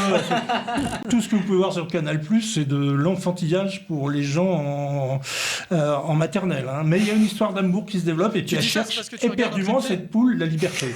Elle cherche la liberté, et elle y arrive, et puis, à un moment donné, un basculement du sort potentiellement tragique de la poule vers l'activité des gens qui, dans cette gargote au bord de l'eau, qui est en vérité une activité de trafiquants d'émigrés clandestins. Et là, il y a une analogie qui se fait entre le sort réservé à la poule qu'on a suivi pendant tout le film et le sort réservé aux humains. Et la poule va d'ailleurs avoir quelques... J'ai pas compris, la poule à deal? Non, c'est pas la poule directement qui fait le trafic clandestin, mais donc il y a un équilibre qui se crée entre le sort de l'animal et le sort de certains êtres humains. Et évidemment, comme il s'agit d'histoire de trafic, ça tourne au tragique. Et puis il y a une vraie fin. Il y a une vraie fin, que je ne vous dis pas laquelle. C'est pas forcément la fin, parce que ce film fait penser, par exemple, à L'Ours de Jean-Jacques Hano, ou alors le film Éo sur l'âne, qui était extraordinaire, avec une fin très tragique. C'est pas la même fin, là. Ou alors, il y avait eu un second rôle intéressant dans Cry Macho, avec un coq, pour Clint Eastwood. Mais là, ces poules, elles sont extraordinaires. À la fin, tu dis, mais... Isabelle Huppert, elle aurait dû voir ça avant de faire toujours le même visage d'un film à l'autre. Le film est vraiment super, super intéressant. Moi, j'y suis allé en disant, mais là, ok, un âne, ok, mais une poule, ça va jamais le faire sur 1h40. Elle a peut-être eu un beau directeur Est-ce que acteur. tu sais combien il y a eu de poules Oui, je le sais, il y a eu 8 poules, toutes des poules noires, Pour jouer utilisées pour le rôle. jouer le rôle, et chacune avait un don particulier. Il y avait celle qui picorait, qui avait de l'appétit, il y avait celle qui courait très vite, il y avait celle qui s'entendait à peu près avec un coq pour les scènes d'amour, il y avait celle qui ne s'entendait pas du tout. Alors, et donc les 8 poules avaient chacune, mais même je me pose quand même la question, parce que même si chaque poule a une caractéristique, je vois bien le metteur en scène, comme c'est des vraies poules. Bon, alors cocotte, c'est le cas de le dire, alors tu vas là, La direction d'acteur. tu te fais le coq, pas trop, parce qu'on va avoir la censure au moins de 18 ans, hein, donc mollo le coq. Hein, et tu te poses la question, c'est un travail de mise en scène casting, mais pour vous dire que c'est pas un délire de fin de soirée Le plus dur, c'est de courir après le coq d'animateur pour lui mettre fatigué, un c'est que c'est préservatif. le film du mois de rock et folk. Hein. j'essaye de donner une crédibilité à ma chronique rock et folk, le film du mois, Cocotte, que je vous recommande chaudement d'aller voir. C'est un film à la fois comique, attendrissant et tragique. Il y a tout dans le film, comme ces Hongrois qui savent passer du comique au tragique, comme un certain président. Il passe du coq à l'âne, du coup. C'est bien. C'est bien. Pas mal. Sniper au féminin, ça se dit comment Snipeuse. Sniper. C'est surtout quand t'as l'image qu'elle passe du coq à l'âne, c'est encore plus dur que les scènes Voilà. dont tu parlais tout à l'heure. Donc Cocotte, il nous reste... est-ce qu'on peut donner les résultats du Val d'Oisor, puis après on fera un dernier film? Ouais. Alors, qu'est-ce que ça donne? Vénus électrique, la Vénus électrique, l'être aimé. Disons, félicite. Alors, pour vous dire mon trouble, c'est que il y a un seul film qui a été... Est-ce qu'il y a l'être aimé? Non. Il y a un seul film qui a été cité 2 fois, c'est la Vénus électrique. Sinon, il y a la Comédie Française une fois, Cocotte une fois, Soudain une fois, L'Abandon une fois, L'être aimé une fois, Collapse une fois, La Bola Negra une fois et Plus fort que moi une fois. Alors ça va être la Vénus. Hein. Donc c'est la Vénus électrique qui a été une fois première, une fois deuxième, qui est le Val d'Oisor du mois. Dommage. Et alors, pour le Sanglier d'or, quel suspense! Je tourne la page, Est-ce je qu'il y tremble. avait un sanglier d'or? C'est les poules noires poules de dans le Cocotte. film Cocotte. Je suis surpris, ça. Donc, le Sanglier d'or, les poules noires, et puis le Val d'Oisor, la Vénus électrique. Il nous reste le temps de faire un film. Alors, quel film? Moi, Non, je vote pour Garance. Ah bah je l'ai vu aussi, donc... Et alors Garance, c'est plutôt un bon film. J'étais... La frayeur. Non, Garance, je pense qu'on en parlera. Il sort à la rentrée, je crois, le 30 septembre. Oui, Je pense qu'on en parlera à la rentrée. Mais oui, Garance, c'est un bon film. Alors, Jeanne Herry fait souvent des films très réparatrices. Je trouve que le film s'en sort pas mal entre la comédie. Il y a beaucoup plus de comédie dans le film que la tragédie. Parce que pour raconter, c'est l'histoire d'une actrice qui fait du théâtre et elle a des problèmes d'addiction à l'alcool. Donc voilà, le film joue... Chose qui arrive jamais dans la vraie vie. On peut considérer que c'est le biopic de l'industrie du cinéma français, mais ça, c'est un autre débat. Mais tout ceci ne nous regarde pas. Mais le film est intéressant. Je trouve que le film parle bien des addictions, parle avec honnêteté et sans critique, puisque c'est souvent très délicat de pouvoir parler des addictions. Je trouve qu'il y a une vraie sincérité, une vraie intimité qui se dégage du film. Et puis surtout, Adèle Exarchopoulos, alors oui, on entend souvent qu'on en a marre de voir les mêmes acteurs et actrices françaises à l'écran, notamment Adèle Exarchopoulos qui en fait partie. Mais là, pour le coup, elle a un très bon rôle dans le film. Il y a elle et Léa Seydoux, quoi. C'est les deux qu'on cite. Oui. Virginie Fira. Virginie Fira aussi, ouais. Mais là, pour le coup, Adèle Exarchopoulos, elle est très très bien dans le film. Et je pensais qu'elle pourrait repartir avec un prix d'interprétation. Mais là, pourquoi elle s'en sort très très bien? Parce qu'elle a une certaine justesse, elle a trouvé une tonalité entre le comique et la tragédie. Donc voilà, je ne sais pas ce que tu en penses, Isabelle. Mais... Oui, mais je vais faire un petit pitch quand même. Garance, la trentaine, est une actrice alcoolique. Pendant près d'une décennie, on suit ses succès, ses rencontres et ses errances. Elle joue au théâtre, dans un spectacle pour enfants, dans le doublage, jusqu'à ce que sa maladie prenne le dessus et mette en péril son travail et son histoire d'amour. Alors oui, comme tu disais, Garance a le mérite d'aborder de front le problème de l'alcoolisme et le métier d'acteur en parallèle, ses difficultés, sa précarité. Moi, je trouve ce film remarquable pour son écriture et sa direction d'acteur. De plus, les dialogues sont particulièrement soignés, comme l'avait fait John Cassavetes à son époque avec Opening Night en 1977. Jeanne Herry nous entraîne sur 8 ans dans l'alcoolisme ordinaire, et ce, à travers un magnifique portrait de femme, porté de bout en bout par Adèle Exarchopoulos, qui interprète ce personnage principal très attachant, avec conviction et beaucoup de sensibilité, sans misérabilisme, sans stigmatisation, et surtout sans que ce soit moralisateur. Ça, c'est ce que j'ai particulièrement apprécié. On sait avec précision, avec quelle précision la réalisatrice de « Je verrai toujours vos visages » travaille ses personnages. Ici, c'est encore une fois un pari réussi. Courez voir ce film dès sa sortie, qui est prévu Le 23 septembre 2026, voilà. Je trouve, On a le temps. petit dernier point, je trouve que le film, on en parlera à la rentrée, en octobre plutôt, puisque ça sort en septembre. Le film en soi, il a un tout petit problème. Je trouve qu'il a une accumulation de problèmes qui est un tout petit peu exagéré. Alors oui, Garance a des problèmes d'alcoolisme, sa sœur qui a une leucémie. Enfin, bon, je suis pas trop. Je trouve que ça reste. Il y a un tout petit peu de misérabilisme en soi, mais c'est pas non plus trop grave, quoi. Mais c'est juste, voilà. Peut-être que T'as je l'impression reproche. qu'il n'y a rien de positif dans ce film à part un test du sida, quoi. Ouais, voilà. Ouais, On a l'impression que le film donne cette impression-là, mais voilà. Ouais, Je pense que misérabilisme, mais pourtant les personnages ne s'apitoient pas sur Oui, leur sort. C'est ça que je trouve intéressant. elles sont hyper fraîches dans ce qu'elles donnent, quoi. Ouais. Donc c'est au moins il y a ce contrepoint. Mais Ouais, voilà, voilà. c'est ce que je reprochais au film. Voilà. Je voulais terminer par une question à Rebecca. C'était pas dans le programme, mais tu avais indiqué dans ce que tu m'as envoyé ton intérêt pour Orange Mécanique de Oui. Stanley Kubrick. Alors, comment, un demi-siècle après, quelqu'un de ta génération voit ce film? Moi, je l'ai vu quand il est sorti. Moi, j'avais toujours voulu le voir et j'avais jamais pris le temps. Et là, il passait dans un cinéma à Paris. Donc, j'ai saisi l'occasion et j'ai été le voir. Et j'ai adoré, en fait. J'ai adoré parce que c'était une mise en scène très froide, presque clinique. Et en fait, ce qui m'a plu, c'est vraiment de reconnaître la patte d'un réalisateur. C'est ce que j'aime quand je regarde un film aussi.